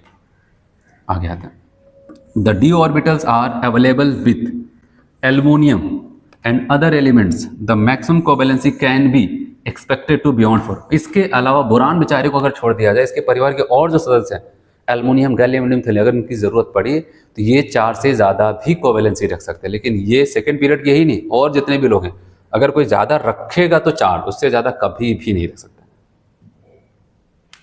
कह रहे most of the metal halides, जैसे कि यहाँ पर AlCl3 are dimerised through halogen bridging, अभी पीछे बताया वहां पर Al2Cl6 है, यहाँ पर 2 लिख दिया। तो ये वो सारी चीजें बताई, उसको बस समराइज कर रहे हैं आप। कह रहे boron is able to form, boron अपने जीवन में कभी भी BF63- नहीं बना सकता, उसका एक ही लाइन है due to non availability of D orbitals. D orbitals ना होने की वजह से 4 से ज़्यादा नहीं बनेंगे, और 4 से ज़्यादा ना होने का मतलब ऐसे कंपाउंड्स को कभी नहीं बना सकते। और आपके बुक में यहाँ पर नोट करके ऐसा पॉइंट्स दिया है, जो बॉक्स अगर NCERT में पढ़ते हैं तो वहाँ पर बीच बीच में से बॉक्स का प्रॉब्लम देता है वहाँ पर। कह रहे standard reduction electrode potential of Al3 plus से एल्युमिनियम जाते हैं तो आता था कितना माइनस में 0.166 वोल्ट, जबकि वेयर एंड दैट थैलियम का वही पूछा गया, ये प्लस में, ये खुश नहीं है, 3 से 0 में लेके गए तो आप देख रहे माइनस में चले गए, खुश नहीं, जबकि यहाँ पर ये खुश है, कह रहा था 3 में रहने से अच्छा हम 0 में ही रहे। और ऐसा क्यों हो रहा है तो बताएंगे इट सजेस्टेड दैट, और इससे साफ साफ लग रहा है कि एल्युमिनियम इसमें नहीं इसमें खुश है। तो aluminium has a high tendency to make Al3+ ion. कभी आपसे ऐसा क्वेश्चन पूछा जाए, ऐसा क्या माइनस आने का मतलब क्या इंडिकेट करता है कि एल्युमिनियम 3+ आयन में ज्यादा खुश है, whereas 3+ ion Tl3+ ion not only unstable, ये इसमें खुश नहीं, तभी तो यहाँ पर आ रहे और प्लस में वैल्यू रख रहे हैं, मतलब कि इसमें स्टेबल नहीं। कह रहे हैं कि thallium 3+ ion is not only unstable in solution but it is a powerful oxidising agent also. ये मैंने आपको पीछे भी बताया, 3+ में जब भी रहेगा हमेशा ये सोचा कितनी जल्दी +1 में पहुंच जाए, और उसके लिए क्या कर जाता है वहां पर अपने आप को घटाने का मतलब अकेले थोड़ी नहीं घटा सकता है, उसको क्या करना पड़ता है, किसी को जल्दी से उठाना पड़ेगा, ऑक्सीडेशन को बढ़ाना पड़ेगा, और जो ऐसा करते हैं उसको कहते हैं ऑक्सीडाइजिंग एजेंट। इसलिए याद रखना थैलियम के लिए 1+ ज़्यादा स्टेबल, 3 कम, ठीक है। और आपको यहां पर कहता है कि aluminium beings able to form +3 ion easily is more electropositive than thallium. ये तो आपको पता ही होना चाहिए, इलेक्ट्रोपॉजिटिव अच्छा खासा मेटल होता है एल्युमिनियम। तो कहां पर बताया गया कि ये 3+ आयन बना ले जाना एल्युमिनियम का, और बड़ी आसानी से साबित करता है उसके पास इलेक्ट्रोपॉजिटिव कैरेक्टर बहुत अच्छा पाया जाता है, ठीक है। एक और आपके बुक में वहां पर प्रॉब्लम है, इसको भी देखते हैं। और बताया गया कि व्हाइट फ्यूम्स अपीयर्स, क्या हो जाता है, white fumes appears around the bottle of anhydrous AlCl3 aluminium chloride because anhydrous aluminium chlorides is partially, याद रखना ये लाइन लिख रहे हैं, partially hydrolysed with atmospheric moisture to liberate HCl gas, ठीक है। और बताया गया moist HCl appear of white colour से। तो याद रखना यहाँ पर आपको यही कह रहा है कि अगर आप एक बॉटल ले, उसमें एनहाइड्रस AlCl3 को भर दें, थोड़ी देर बाद आप देखेंगे उस बॉटल के चारों तरफ व्हाइट फ्यूम्स आपको वहां पर देखने को मिले। सवाल आता है ऐसा क्या हो रहा है वहां पर, तो जो AlCl3 क्या हो जाता है, वहां पर उपस्थित जो भी एटमॉस्फेयर में मॉइस्चर होगा उसके धीरे धीरे, अच्छे से नहीं, बहुत स्लोली पार्शियली हाइड्रोलाइज्ड, ये लाइन याद रखना, कल को आपसे बोलते कंप्लीट हाइड्रोलिसिस नहीं, पार्शियल हाइड्रोलिसिस होता है, और पार्शियल हाइड्रोलाइज्ड होकर के धीरे धीरे एक गैस बनाती है जिसका नाम होता है AlCl3 हाइड्रोजन क्लोराइड, और वो क्या कर जाता है, व्हाइट कलर उसी की वजह से आता है, ठीक है। आपसे पूछे व्हाइट फ्यूम्स वो कौन है, आप बताओगे कोई और नहीं, वो HCl है। वो कैसे बना, क्योंकि AlCl3 वहाँ पर उपस्थित मॉइस्चर से धीरे धीरे रिएक्शंस कर रहा था और वहाँ पर HCl बनाता जा रहा था और वाइट फ्यूम्स हमें देखने को मिल रहे थे। ठीक है, तो यहाँ तक आपका जो बोरान फैमिली है वो फिनिश हो जाता है। तो नेक्स्ट लेक्चर पे हम लोग क्या करेंगे वहाँ पर, ठीक है, इसके आगे का जो हो जाता है वहाँ पर कार्बन फैमिली है, तो उसको स्टार्ट करते हैं। तो आज इतना करते हैं, थैंक यू।